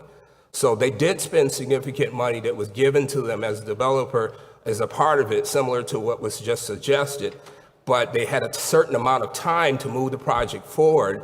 And as they got further and further along, from my understanding, they weren't able to fulfill their obligation. And the city did the responsible thing by taking the money back that had not been spent and taking control of the property so that it could go out for an RFP again. And that's the second one, or the one where we're discussing it now, where there was only one developer, but the application for money, extra money, this time wasn't attached to it. And the CPA did not have an application before it for consideration at the time that this RFP went out. Now, the suggestion is that the CPA might be used in that capacity. That would have to be a coordination or effort between the housing and the CPA to actually attach money to a developable site before the RFP is advertised, so that they develop. And I don't know if they are capable of doing that, but I believe this seems like the tenor of what I'm hearing from my colleagues, which I'm not opposed to it. I'm just saying, you know, in the context of this property that has sat here for so long and so vacant, there is this high degree of desperation to have it fixed up by people who live and travel through this on a regular basis. Thank you, Councilor Edwards. Councilor Whitfield, the Thank- floor remains yours. Thank you, Counselor Edwards. I'm just trying to put my head around, how one property affects the other one. Like, I don't even think that it's true that if this property is developed, that someone's gonna swoop in and develop the row houses or vice versa. I don't think that's the case at all. So I'm just trying to figure out how they, correlate with each other. And when we talk about, the needs of the folks in the city of Springfield, I would rather have my homeless population in housing than just to get rid of an eyesore in a community. I would rather see folks that was disproportionately impacted by the pandemic, which lost jobs and are now maybe homeless with their families, frontline workers and elderly, and folks with diabetes and members hit hardest in the community, women and people of color, have the opportunity to some housing rather than see an eyesore in a building that may, I mean, I love the fact that we want to always preserve historic property, but I think that there's a better way to spend taxpayers' money, because this is all of our dollars, is an extra surcharge on all of our taxes. If you're a property owner or a homeowner over a certain amount, this is a surcharge that we pay. And so when we think about how we fund projects in a community that desperately need housing for low income and affordable individuals, because that's the majority of the makeup of the city of Springfield, I would much rather wait and see if we can work with developers, put an RFP out that gives an incentive to develop in this project, and see if we can get a developer that will have address a social need and have a social impact in the community in the city of Springfield. The folks that live in that community right now wouldn't even be able to move over to that building at $2,000 a month for a 3-bedroom, 2-bath apartment. They wouldn't be able to afford it, and I wouldn't even encourage it. I would encourage you to try to go get a mortgage if your credit is available, or think of get some out of the box funding to purchase your own home before we would encourage moving into a $2,000 unit that's not going to give you any capital, any equity, grow your wealth, or grow wealth for your family. So again, I just wanted to be clear on why developing this property, why is the row houses contingent on developing this property and vice versa. I think it was a package deal before, but I don't think there's any contingency at all. Thank you, Mr. President. Thank you, Councilor Whitfield. Councilor Davila. Thank you, Mr. President.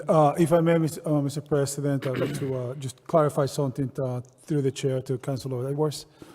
Councilor Edwards, did you say that the building itself has some difficulties with being ADA compliant or low housing compliant?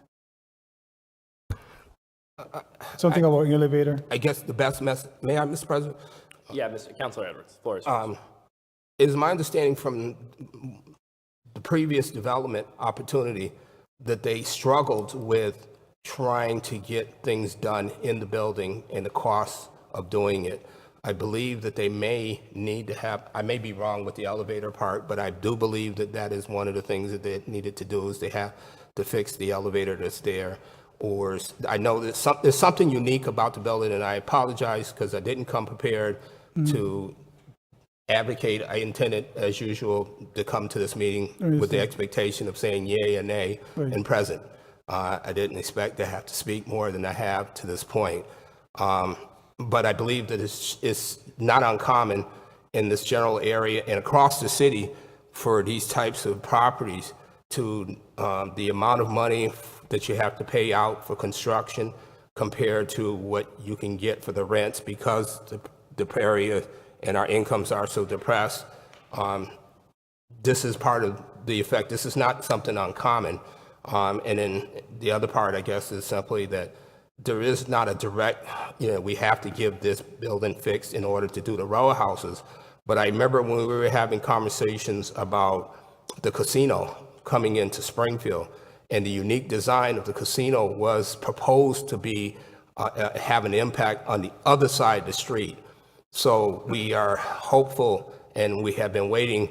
We figured that if you develop that site, put the casino there, that the development and the prior use would go up in the other side of the street. And what we're now seeing is 31 Elm Street is coming on. It took too long to get it done, but it's just that effect of the two being together. It's not, they're tied together, but it's usually easier to convince somebody to invest or build something new next to something that has been invested in and built. So when you start development, and I can use Central Street as an example, the first 4 houses that were built on Central Street, the construction started under the Ryan administration, and it was Jim Morrissey, a developer, who won the bid to build the 4 houses closest to the liquor store along Central Street. He had 2 of them completed when he was working on the 3rd and the 4th one when the tornado hit. And the rest of that corridor, which is in the site of the Old Ring Nursing Home, that entire area was underdeveloped and in very much need of investment. It was that money that came in because of the tornado that now we hold up Central Streets to beautiful houses. And those are houses that are sold under the same, I guess what you would call affordable, because these are working class people in Springfield. They're not paying market rate. They were built with a subsidy. But it is a gem in the area, and it has spurred development and infilling of vacant lots in the general area. Right now, as construction season is coming to an end, there are 3 more houses that they just recently, within the last 2 weeks, got the roofs on within walking distance of those parcels. So that's the ideal behind, if you allow for the development and investment of this parcel, it makes it easier for the city to get somebody to invest in the row houses, which then also helps when it's time for getting low-income people who can afford to buy a house, first-time homeowners, to buy a house just down the street from it. You know, when you're looking for a home, I was told when I was a young man that you buy the worst home in the best neighborhood that you can afford.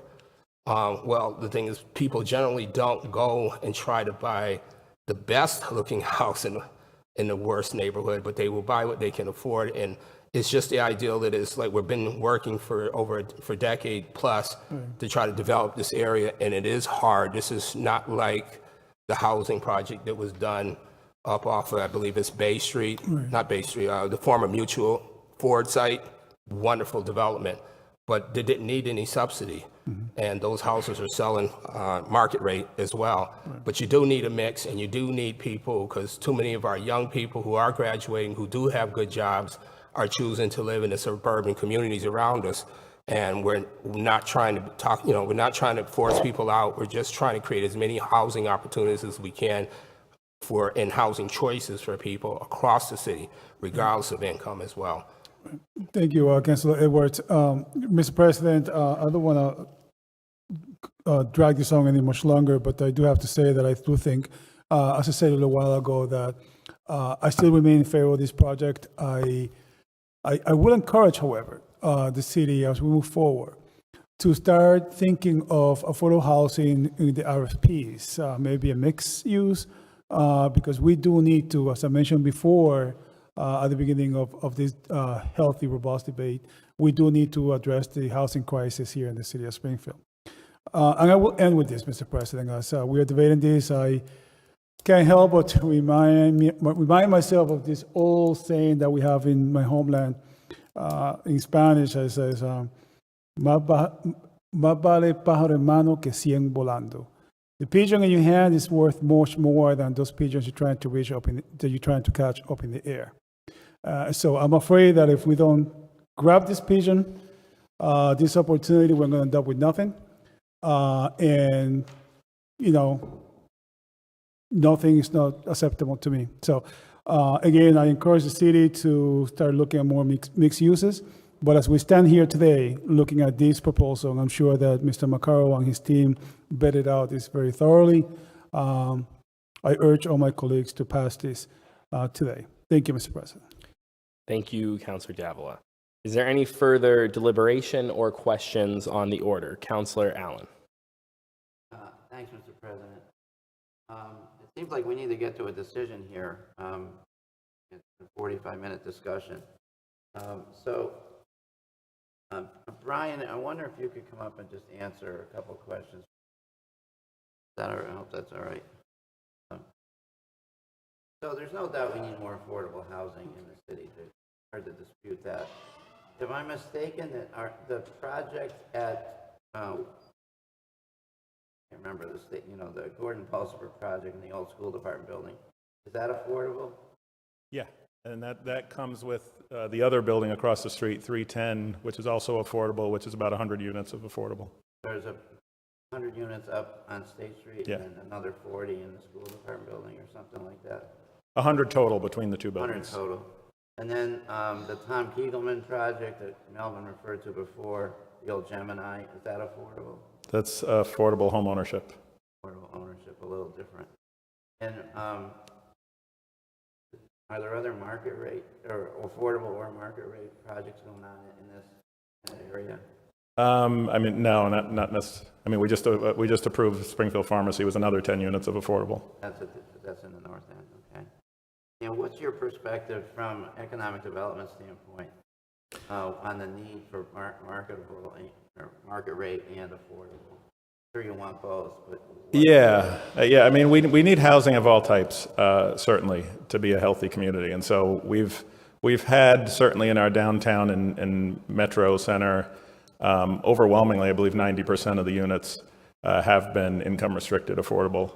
And so it's certainly not about changing that balance by moving people. It's about when you have vacant buildings, creating new units in vacant buildings. So these units I will say, are very odd for the city of Springfield. They're huge. So these are 3-bedroom. I mean, if you look at that building, each floor is 2 units. They are enormous 3-bedroom units. I think they're 1,200, 1,500 square feet off of the top of my head. So they are very large units.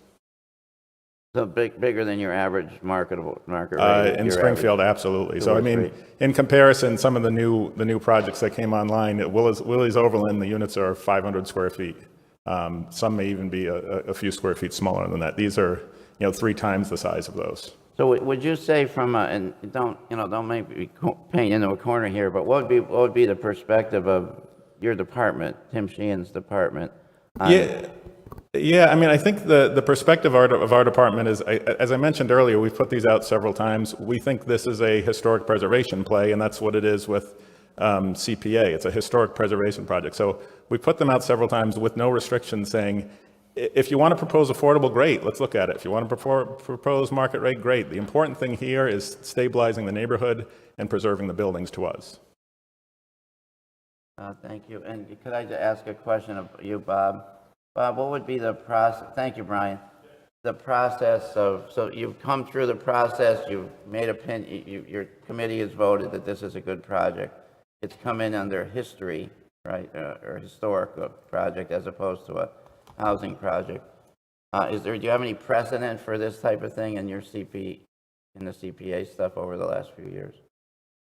I don't quite understand the question. Have you had other housing that you have, or historic, where you've had this issue of affordable versus market rate? Well, no, we didn't have the issue, but I'm going to say 2 years ago, we recommended to you to fund $250,000 for the renovation of the La Marquis apartment block up in the north end on Main Street and the corner of Arch Street.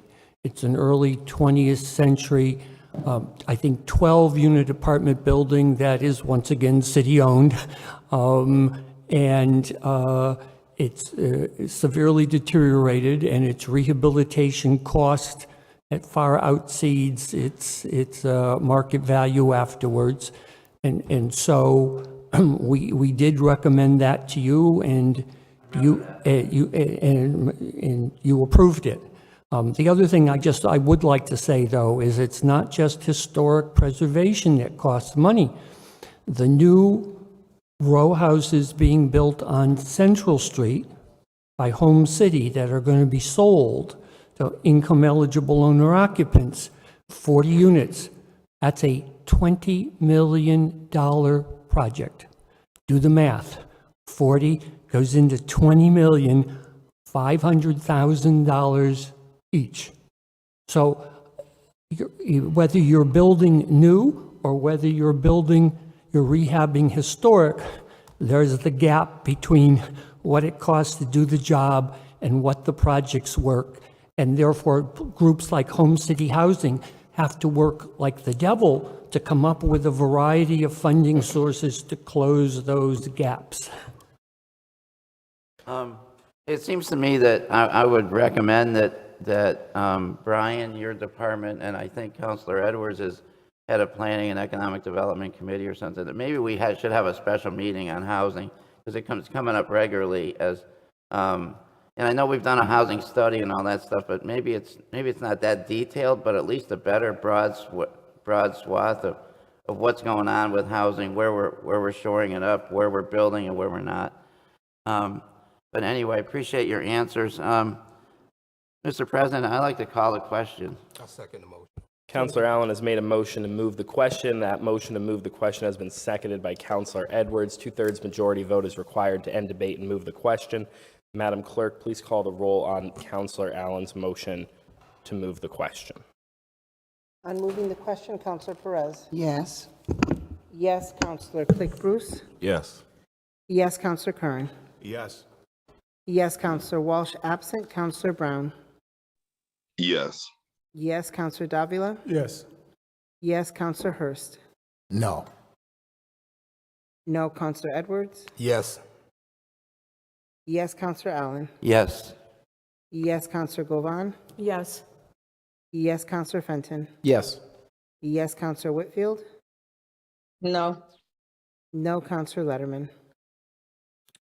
Yes, the votes are insufficient and the motion to move the question does not pass. 9 votes are required to move the question. What was that? Could I just ask for the count? My count is 7, 8 yeses, and 2 nos. Mr. Did I- President, can the clerk verify that? Madam Clerk, what is your count? There are 11 people in the meeting. No, you do have sufficient. There are 2 noes. Did I miss one? Yes. There's So 2 there's noes. 2 no's in this? Yes. Okay. The chair clarifies that the votes are sufficient and the question is now called. Madam Clerk, please call the roll to approve the CPC recommendation. On approving the recommendation, Counselor Perez. Based on the demographic and the need of affordable housing in the city of Springfield, I vote no. No, Counselor Click Bruce. No. No, Counselor Curran. Yes. Yes, Counselor Walsh, absent. Counselor Brown. Yes. Yes, Counselor Davila. Yes. Yes, Counselor Hurst. No. No, Counselor Edwards. Yes. Yes, Counselor Allen. Yes. Yes, Counselor Govan. Yes. Yes, Counselor Fenton. Yes. Yes, Counselor Whitfield. No. No, Counselor Letterman. Yes. The vote is 8 yes, 4 opposed, and the order is approved. Madam Clerk, please call the next item. The next item is a bond authorization for $30 million. CAFO plant. Thank you, Mr. President, to the council. We're here tonight requesting the authorization for $30 million worth of bonds to be authorized. The breakdown is to create a Duggan Park or field at Duggan Park, $1 million match for the Walker Grandstand, $1 million match for Greenleaf Park, park grant, $7.4 million for municipal roofs, and $6 million for roads, sidewalks, and private ways. Thank you, CAFO plant. Are there any questions, comments, or deliberation on the bond authorization proposal? Councilor Davila. Thank you, Mr. President. Good evening, TJ. So first of all, I'm pleased to hear there's $1 million involved for the Walker Stadium, which is so badly needed. But what was the amount for the roadways and the sidewalks? $6 million for roadways and sidewalks. And do you have a breakdown how much is going to be allocated for the actual sidewalks throughout the city? I will defer that question to the Director Signoli from the DPW. Sure, thank you.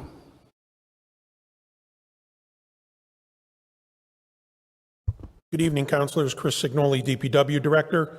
Earlier this year, the council approved $1.5 million in bond money for roads and sidewalks for our next year.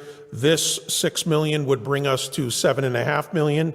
And what our proposal is to spend of the bond money, $900,000 for sidewalks. We also will have another $450,000, either CDBG, Uber money, complete streets, shared streets.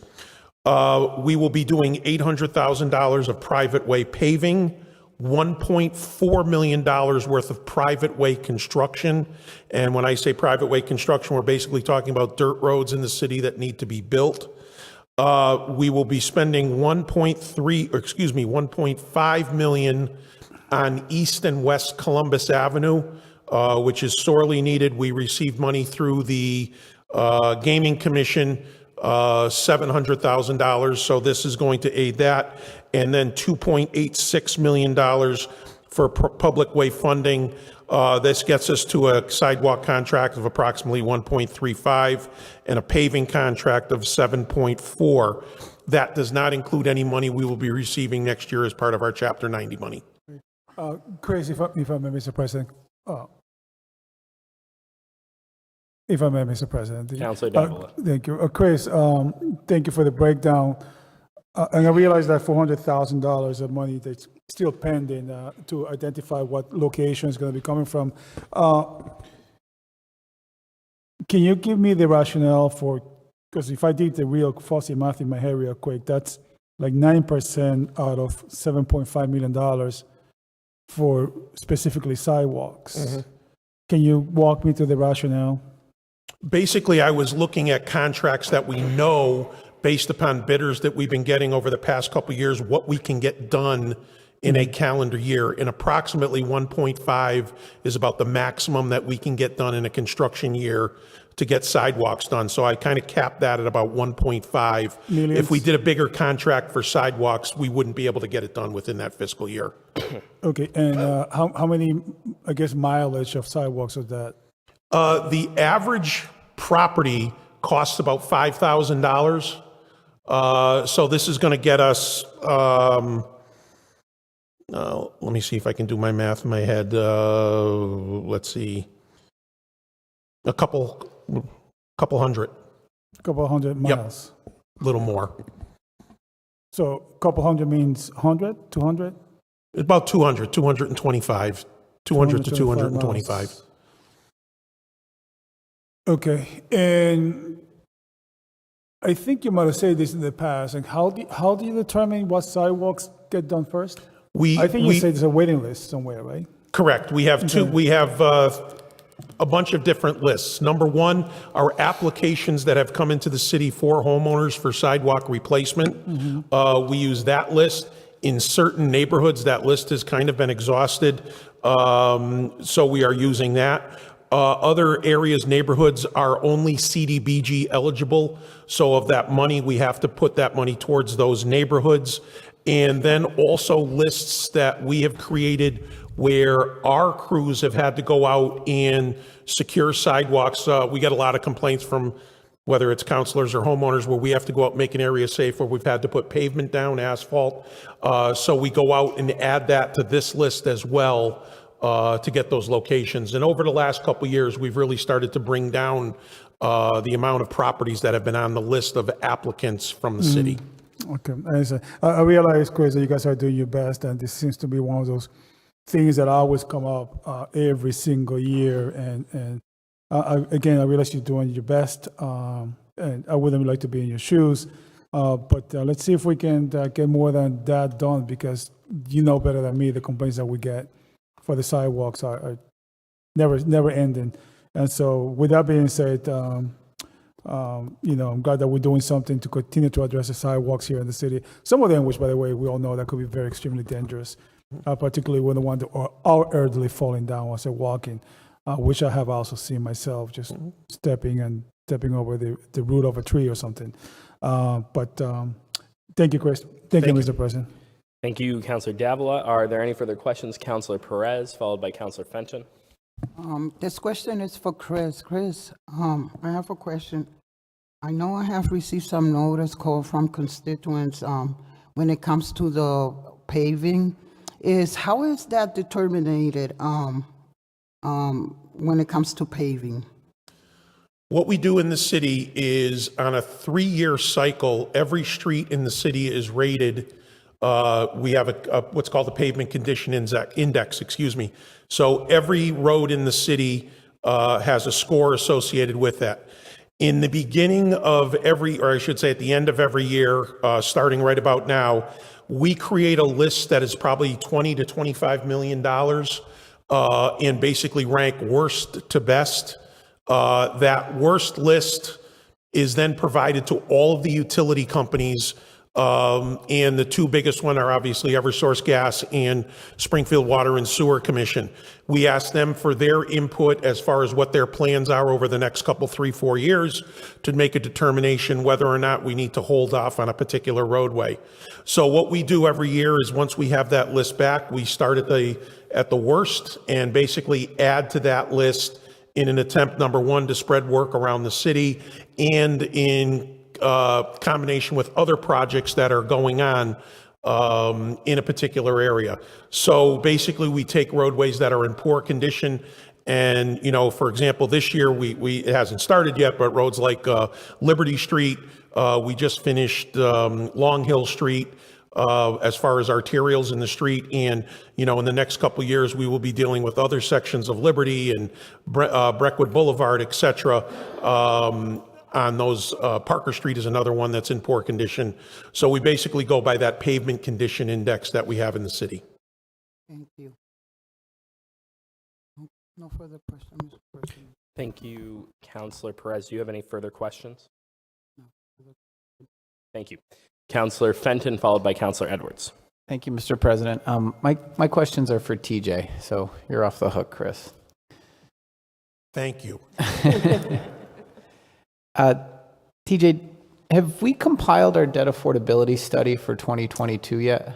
Yeah, we released the 2022 last January, and we're going to be getting ready to do the 2023 one this January. Okay, that's what I meant. So the 2023 debt affordability study will come out in January, in a couple of months. Sometime in January. How much in bonds have we issued since the last study? Do you know? I don't have the exact number, but we roughly try to do about 50 million every 2 years. And this year, we're able to put a lot of investment into the municipal side because we don't have any major school projects. Like we don't have any core programs. We have some MSBA accelerated repair ones, but we don't have anything that would eat up a good chunk of the bond authorization. So we figured this was the best time to invest in the municipal side. And in terms of the interest rate, are our bound counsel or advisors giving a range of what we can expect in this current environment? I mean, because I'm looking at the debt affordability study from last year, and we were able to get like just about 2%. I think that time has passed, and so the affordability of these bonds is, you could say, less. So that is a conversation I have not had it full detailed yet. My instinct is that we're going to roll these over in bands for a couple of years to see if the interest rate improves, but we won't have that final decision and so we don't have to sell for a couple of years. This just authorizes us and allows us to spend and start the projects. But once we get closer to selling, I'll have a better answer for that. Okay, and then my last question is just not so much related to this bond issuance, but related to affordability overall. We spent a lot of time talking about pension obligation bonds, and given what's happened with the Fed and changes in the interest rate, is it safe to say that that proposal is dead and not proceeding at this time? I'd say we're continuing to watch the market right now. As you'd imagine, the rates do not have the return on investment or the gap that we would need it to look like to even get it approved. So short answer is, it's on hold right now. Thank you. Thank you, Councilor Fenton. Councilor Edwards, followed by Councilor Brown. Thank you, Mr. President. My question is to Chris.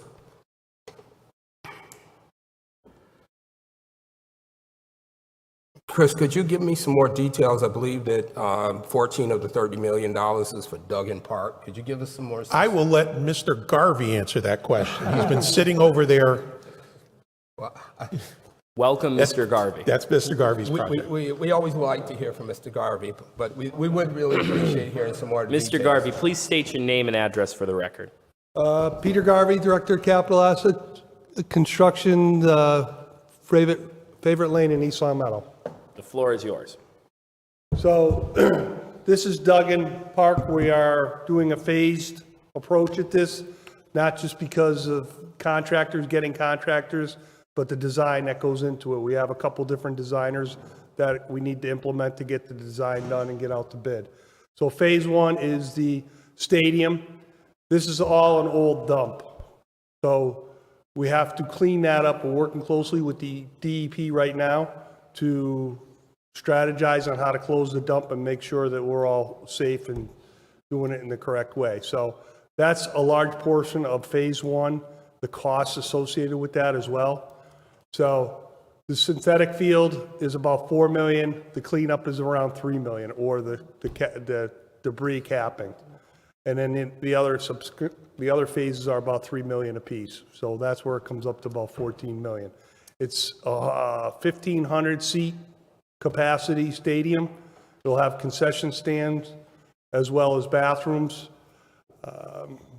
2 basketball courts, lights, baseball field, softball field, and new parking. If anybody's been to Duggan lately, when you go into the parking lot, you know that there's an issue with the ground surfaces. So we're going to be spearheading that and taking care of that with this project. Thank you, sir. Thank you, Councilor Edwards and Mr. Garvey. The floor is now Councilor Brown's. Thank you, Mr. President. And I also, while I have you, Mr. Garvey, I've been working closely and looking closely at the project down at Duggan. And I want to tell you, you're doing a fantastic job. I'm very, very proud of you and the work that you're doing. This is something that's really needed. I know that you've been putting a lot of work into this project, so I thank you also while I have you. Mine is basically probably, maybe I should be talking to TJ for this one. Who should I talk to about the streets and stuff, sidewalks? Mr. President, if I may. Councilor Brown, Director Signoli is coming to the hot seat right now. Okay. Go ahead, Councilor. Thank you. Yes, thank you for attending, and thank you for the work that you do. My concern, and I went out. I've been going out lately and doing a study and finding out these other utilities and when they're doing work and things like that, and then their actual repair. It's just, to me, doesn't seem like the quality of repair is up to par. I know we do go back and look at it, but when we redo a street or sidewalk and then they come in, it seems like, and if I just challenge my colleagues to walk around the street and then just look at the streets, and you see they'll dig a hole and just throw some gravel in that, and then once the winter come around and then come back to the spring, it's a hole in there, it's potholes. Is there a way that we're going to come up, or that we can address that through them? Is it a way where we can ask them to maybe spread a further margin than just lines on the street? Is there something we can do that, I don't know, maybe use different product? Because with the way I believe the way that they're actually patching it isn't effective enough. It eventually makes us have to repair our roads. I mean, I feel if we're going to do it, we do it the right way, but then they come back in, and then when they finish their work, that's just a patch job. That's not done correctly, and it's gonna buckle. It's gonna tear up. It's gonna be potholes all in it. Is there any way we can address that? Number one, Counselor, with utility companies, we have a moratorium on any new street that has been paved or any area that's been reconstructed. There is either a 3 or a 5 year moratorium on elective work. So a lot of times on the new streets, that we've paved, it is all emergency work that is being completed, whether we're talking about a gas main, water main, et cetera. On certain projects, especially roads that we will be paving within a year, not to say we hold them to a lesser standard, but we work with them on getting the work completed much quicker so that we can get in and get it paved. On any roadways, if any of the councilors see roadways where restoration you don't think is good, please let me know. We hold the gas company and Springfield Water and Sewer, we try to hold them to a high standard. And with Eversource from the gas side, they probably completed, I'm going to say, close to 400 projects in the city this year.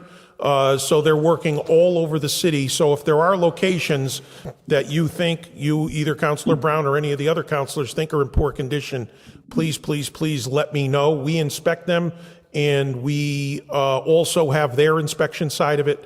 So we want to make sure that we get the good product back. But if you do see stuff, let us know, and I can fill you in on a specific detail for that project. As an example, Springfield Water and Sewer is going to be doing a major sewer and water project on Locust and Lower Main. So you've seen a lot of utility work down there tearing up that road, and it's not in great condition for the simple reason is that roadway is going to continue to be torn up over the next year, especially with the sewer work. And then when it's completed, the Water and Sewer Department will come in and do a final pave on that work. Okay, thank you. Because I know a lot of people have been concerned about it. I've been concerned about it. But yeah, you definitely answered the question. It's something that I think we definitely have to keep a better eye on. But thank you for your work. Thank you. Thank you, Mr. President. Thank you very much, Councilor Brown. Is there any further deliberation or questions from the council relative to the bond authorization? And seeing no further questions from the council on the bond authorization, without objection, I'll ask the clerk to please call the roll on the authorization. 2/3 vote is required. On authorizing the bond, Councilor Perez. Yes. Yes, Councilor Click-Bruce. Yes. Yes, Councilor Curran. Yes. Yes, Councilor Walsh. Absent, Councilor Brown. Yes. Yes, Councilor Davila. Away, Councilor Hurst. Yes. Yes, Councilor Edwards. Yes. Yes, Councilor Allen. Yes. Yes, Councilor Govan. Yes. Yes, Councilor Fenton. Yes. Yes, Councilor Whitfield. Yes. Yes, Councilor Davila. Yes. Yes, Councilor Letterman. Yes, the votes are sufficient and the authorization is approved. Madam Clerk, please call item 12. Item 12 is bond authorization, the MSBA ARP projects, the amount of $7,477,000. Mr. Garvey. This is the accelerated repair projects that are done through the MSBA, the Mass School Building Authority. It's roughly 3.5 for Windows at Glickman, 1.8 for Balliet Windows, and a new boiler at Central for about $2 million. So it adds up to the $7 million there. 477,313. Yep. Are there any questions or deliberation on the bond authorization? Councilor Allen. Thanks, Mr. President. Yeah, Pete, most of the school projects, we get a reimbursement, 80% or something. Is there any reimbursement on this? This is truly pretty close to 80%. We've been tracking around 79%. So these are very good projects to do within the city. The windows, the doors, and the roof projects track right around 79%. Oh, that's great. I didn't know if they were in a separate category, but no. Nope. All right, great. Thank you. Any further questions, comments, or deliberation from the council? Seeing none, without objection, one moment, Councilor Brown, the floor is yours. Yes, I don't know, maybe while we're talking about the actual projects in the school, I hate to sound like a recorded player, but those locker rooms still have not been addressed. I know you don't have anything to really truly do about it, but TJ, you guys, if you guys would go into Commerce Central and you go into those locker rooms, it's mold and it's unhealthy. I'm going to eventually go over there and take pictures and maybe show you guys if you guys haven't seen it yet. But I would like to have that issue addressed for the student athletes in our area. Thank you, Mr. President. So, Mr. President, Councilor Brown, we will work with the school custodial department and get that addressed for you. Thank you. Councilor Hurst. Pete, just a quick question. How do you all get these projects to your desk? What is the process? And I only say that because recently a constituent brought an issue regarding Brunton School and the Horseshoe, and I guess it was told to her that we as a city council had the authority to allocate the money to be spent on that particular project, and maybe we do. But I expressed to her that anything that comes before us, I've never seen us turn it down. How does it get to your desk? There's a statement of interests that are done every year, and there's criteria that you got to go through, like the roofs right now, they got to be 30 years and older. The windows got to be 30 years and older. The boilers got to be, so there's categories where you can submit. So it's roofs, windows, doors, boilers. Okay. So this wouldn't fit into that category. So It I would guess, not. so maybe the question is not for you. It came across our desk today, the same email that you got. it did? So we're looking at it right now, yeah. Okay. The school department's superintendent in Warwick's got it, and he's looking into it right now to see how it can be funded. Got it. Thank you. Thank you, Councilor Hurst. Are there any further questions, comments, or deliberation? Seeing none. Without objection, Madam Clerk, please call the roll to authorize the bond. 2/3 majority is required. On authorizing the bond, Counselor Perez. Yes. Yes, Counselor Click Bruce. Yes. Yes, Counselor Curran. Yes. Yes, Counselor Walsh, absent. Counselor Brown. Yes. Yes, Counselor Davila. Yes. Yes, Counselor Hurst. Yes. Yes, Counselor Edwards. Yes. Yes, Counselor Allen. Yes. Yes, Counselor Govan. Yes. Yes, Counselor Fenton. Yes. Yes, Counselor Whitfield. Yes. Yes, Counselor Letterman. Yes, the votes are sufficient. The bond is authorized. Madam Clerk, please call item 13. Item 13 is for bills of prior year from various departments in the amount of $15,555.92. Mr. Caffa. Thank you, Mr. President. To the council, we're asking for the authority to pay bills from fiscal 22 using fiscal 23's appropriation, 2 invoices for the police department and 1 invoice for the DPW. Are there any questions? Seeing no questions, without objection, Madam Clerk, please call the roll to authorize the payment of the bill of prior year. On authorizing the payments, Counselor Perez. Yes. Yes, Counselor Click Bruce. Yes. Yes, Counselor Curran. Yes. Yes, Counselor Walsh, absent. Counselor Brown. Yes. Yes, Counselor Davila. Yes. Yes, Counselor Hurst. Yes. Yes, Counselor Edwards. Yes. Yes, Counselor Allen. Yes. Yes, Counselor Govan. Yes. Yes, Counselor Fenton. Yes. Yes, Counselor Whitfield. Yes. Yes, Counselor Letterman. Yes, the votes are sufficient and the authorization is approved. Members, that we have 2 more orders on the agenda, but that concludes all of the financial orders. And so consistent with our prior practice, I'd like to take up a Rule 19 suspension for those items that members are so inclined. In my estimation, items 8, 10, 11, 12, 13, 14, 15, and 16 require the suspension of Rule 19. Is there such a motion? So moved. Second. Motion has been made by Counselor Edwards to suspend Rule 19 for items 8, 10, 11, 12, 13, 14, 15, and 16. That motion was seconded by Counselor Govan. Is there any discussion on the motion? Seeing none. Madam Clerk, without objection, please call the roll to suspend Rule 19 for the aforementioned items. On suspending Rule 19, Counselor Perez. Yes. Yes, Counselor Click Bruce. Yes. Yes, Counselor Curran. Yes. Yes, Counselor Walsh, absent. Counselor Brown.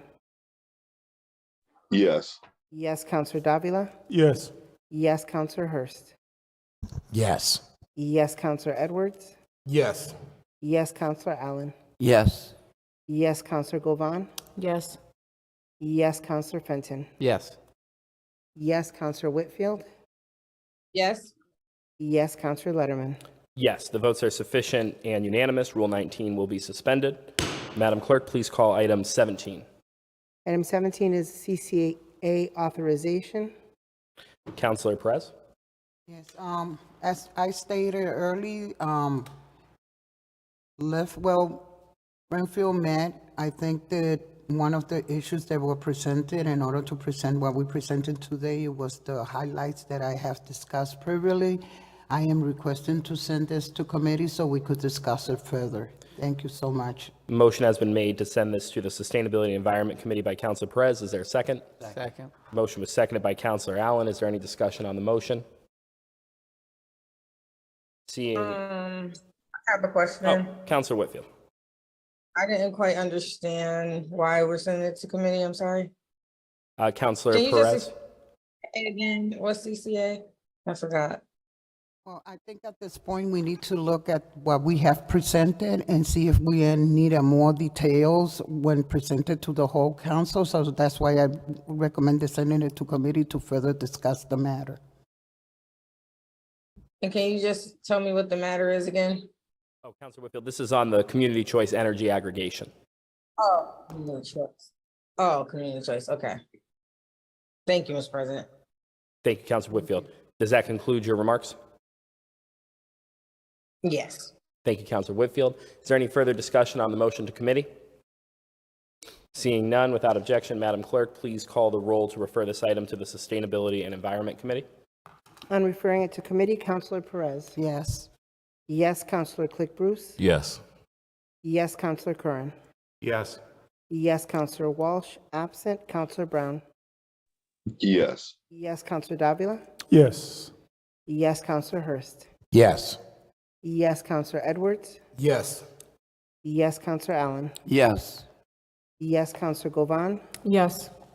Yes, Counselor Fenton. Yes. Yes, Counselor Whitfield. Yes. Yes, Counselor Letterman. Yes, the votes are sufficient. The item is referred to committee. Madam Clerk, please call item 18. Item 18 is in order to amend Chapter 218, Section 2. It's preferably preserved building ordinance, Chapter 218. Councilor Davila. Thank you, Mr. President. Mr. President, this is a amendment that we're filing, that we're proposing for this wise body to consider on Chapter 218, Section 2, 8. If I may, Mr. President, maybe the clerk can actually read the actual amendment. I know you all have it in your packet, but so the people at home and those present know exactly what we're talking about. I'll read it into the record. An ordinance amending Chapter 218 of the revised ordinances of the City of Springfield, 1986, as amended by amending Chapter 218, Section 2. Be it ordained by the City Council of the City of Springfield as follows: to amend Chapter 218, the preservation of historically significant buildings, Section 218-2, read, any building within the City of Springfield which is 75 years or older as recorded by the assessor, or any building which is listed on or is within a district listed on the National Register of Historic Places. Thank you, Madam Clerk, for reading into the record. Mr. President, so we move forward for this matter to consideration. And my hope is that today we can pass first step on this and then send it to committee. As the clerk has just read, all that this is going to be doing is going to be lowering the 100-year threshold into a 75-year threshold. As our previous speakers earlier on today mentioned, the national average to be considered historic is 50 years. Here in the region, the city of Cambridge have a threshold of 50 years. The city of Northampton has a threshold of 77 years. So all that we're asking is to consider lowering that threshold. We have lots of buildings in the city, Mr. President, that are nearly 100 years old. And when they start looking more carefully at preserving our history, if we lose our history, we lose who we are, and we lose the future, Mr. President. As one of the examples that was given, I'm not going to go through all of them, but we have a lot of housing stock reaching 100 years. One of them is a Hyperdome building, which is right here on Main Street down the street, which is, I believe, is 92 years old, 93 years old. Most importantly, Mr. President, this will not affect the demo delays. The demo delays will be intact. It's still 9 months. And all we're doing is we're lowering the threshold from 100 years old to 75 years old. Again, I hope that we can pass, my goal today is to pass first step today and then send it to committee. Thank you, Mr. President. Thank you, Councilor Davila. Are there any questions, comments, debate, or deliberation amongst the body? Seeing none. Councilor Allen? I was involved with the demo delay when we put it in 6 or 8 or 10 years ago. It's a great idea. Moving it the number of years from 100 years to 75 is certainly worth discussing. I don't know if it's a great idea. I need to hear more about it. But I think it's certainly worth discussing, and it's a good proposal to think about that.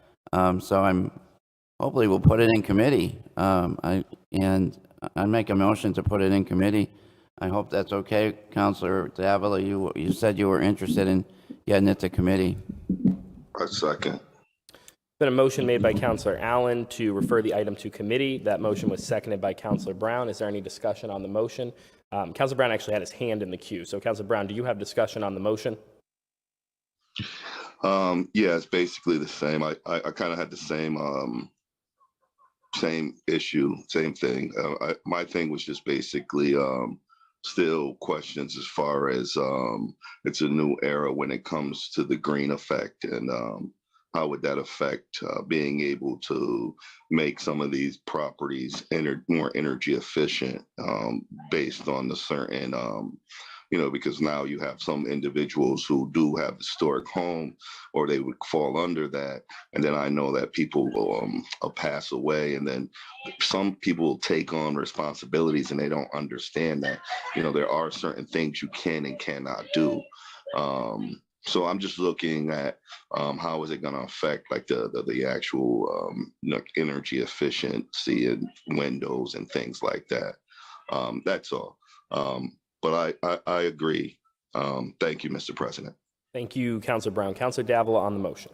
Thank you, Mr. President. If I may, to answer Councilor Allen's question, this will, again, my hope is to pass first step today so that we can tell the people that we're serious about preserving our history here in the city of Springfield, as we've done with many other orders before that we can pass first step. And actually, Mr. President, please forgive me. We need first step on the order. Correct, Councilor Davila. This is an amendment to an existing ordinance, and it is on for first step. So it will require two So my votes. hope, Councilor Allen, is that we pass first step and then send to committee. I think the value of that is that we're telling people that we are indeed serious about historic preservation here in the city. So I know you made a motion. I know it's been seconded to committee. But I will prefer, maybe I wasn't clear, but I will prefer that we pass first step first. And so if you see fit, Mr.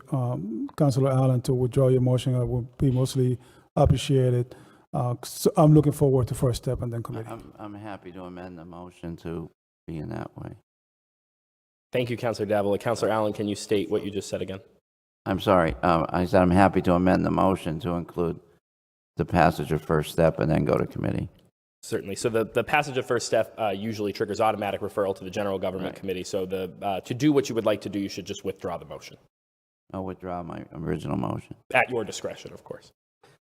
And so if that is your will, the motion has been withdrawn, and we'll return to debate on the order to amend. Is there any further discussion or deliberation on the order to amend? Seeing none. Councilor Brown, your hand is up again. Is that up from previously, or did you have further discussion? Yes, I have further discussion. Councilor Brown, the floor is yours.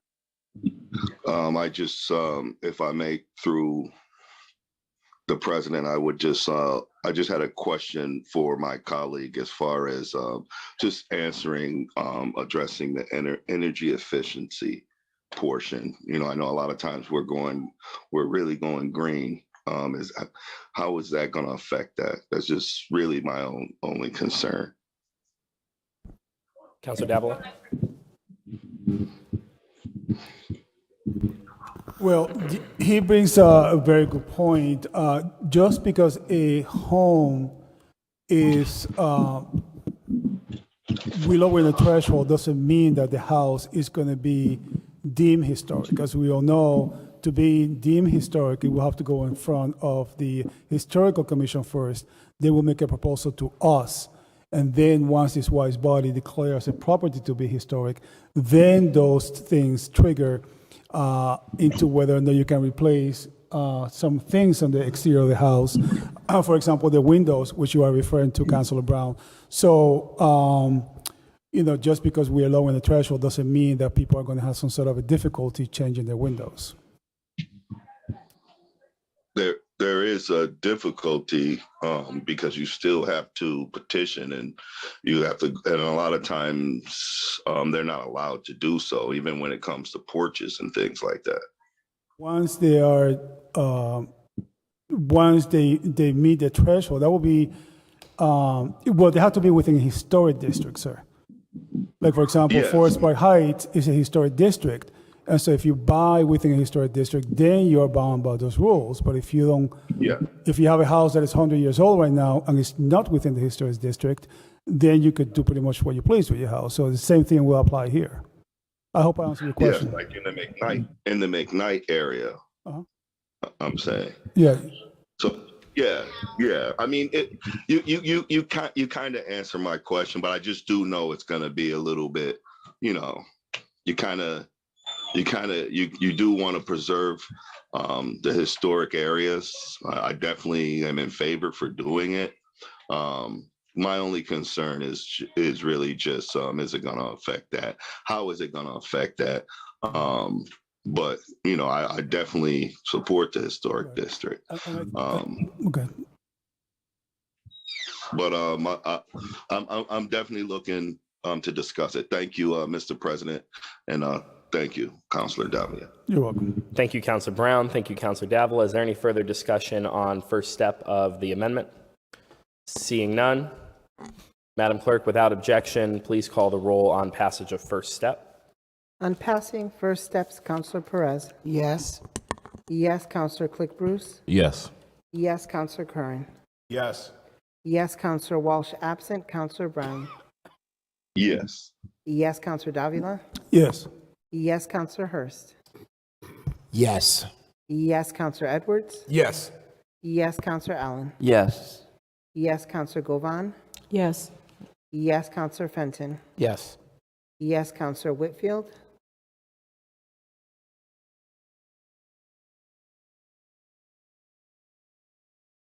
Let the record reflect that Councilor Whitfield has disconnected. Away, Councilor Letterman. Yes, the votes are sufficient and the amendment passes. First step. Madam Clerk, please call item 19. Item 19 is a petition to store and sell petroleum at 658 Berkshire Avenue. Please state your name and address for the record. John Lavin, representing 658 Berkshire Avenue, LLC. Thank you, Mr. Lavin. You may now present any additional testimony relative to your petition that you would like. Thank you, Mr. President, City Council. This petition's been presented to you to increase storage of petroleum products at this facility. It's an existing facility. It's known as Berkshire Asphalt at 658 Berkshire Avenue. The previous actions that have happened, we came before you, the City Council, on September 27th. We referred to Pine Point Council, which we met with, discussed, and they unanimously approved our project. We also received a letter from them. If the council needs that, a copy, we did submit it to them. And then on 10/25, October 25th, we met with the M&D subcommittee and further any discussion that was required. I think we submitted that. So we respectfully request approval by the City Council to approve our petition to store petroleum product. Thank you very much. Are there any questions from the council? Councilor Perez?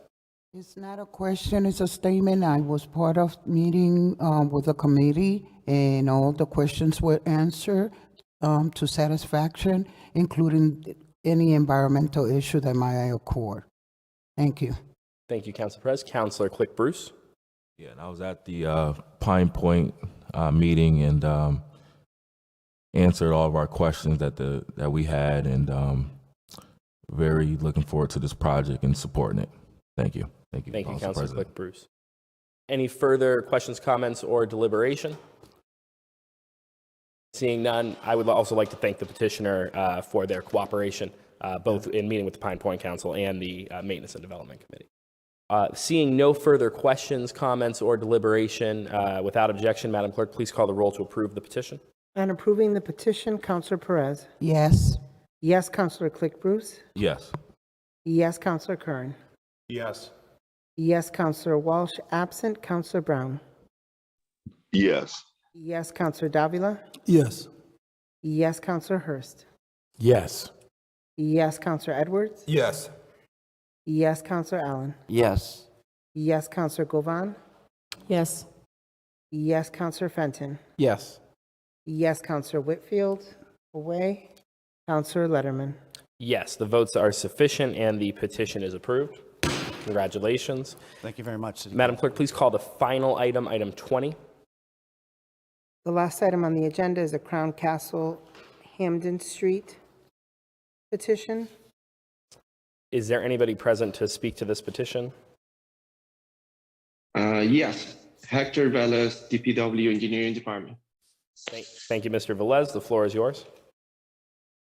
This petition is from Crown Castle to install fiber optics to provide service to building 32 Hampton Street.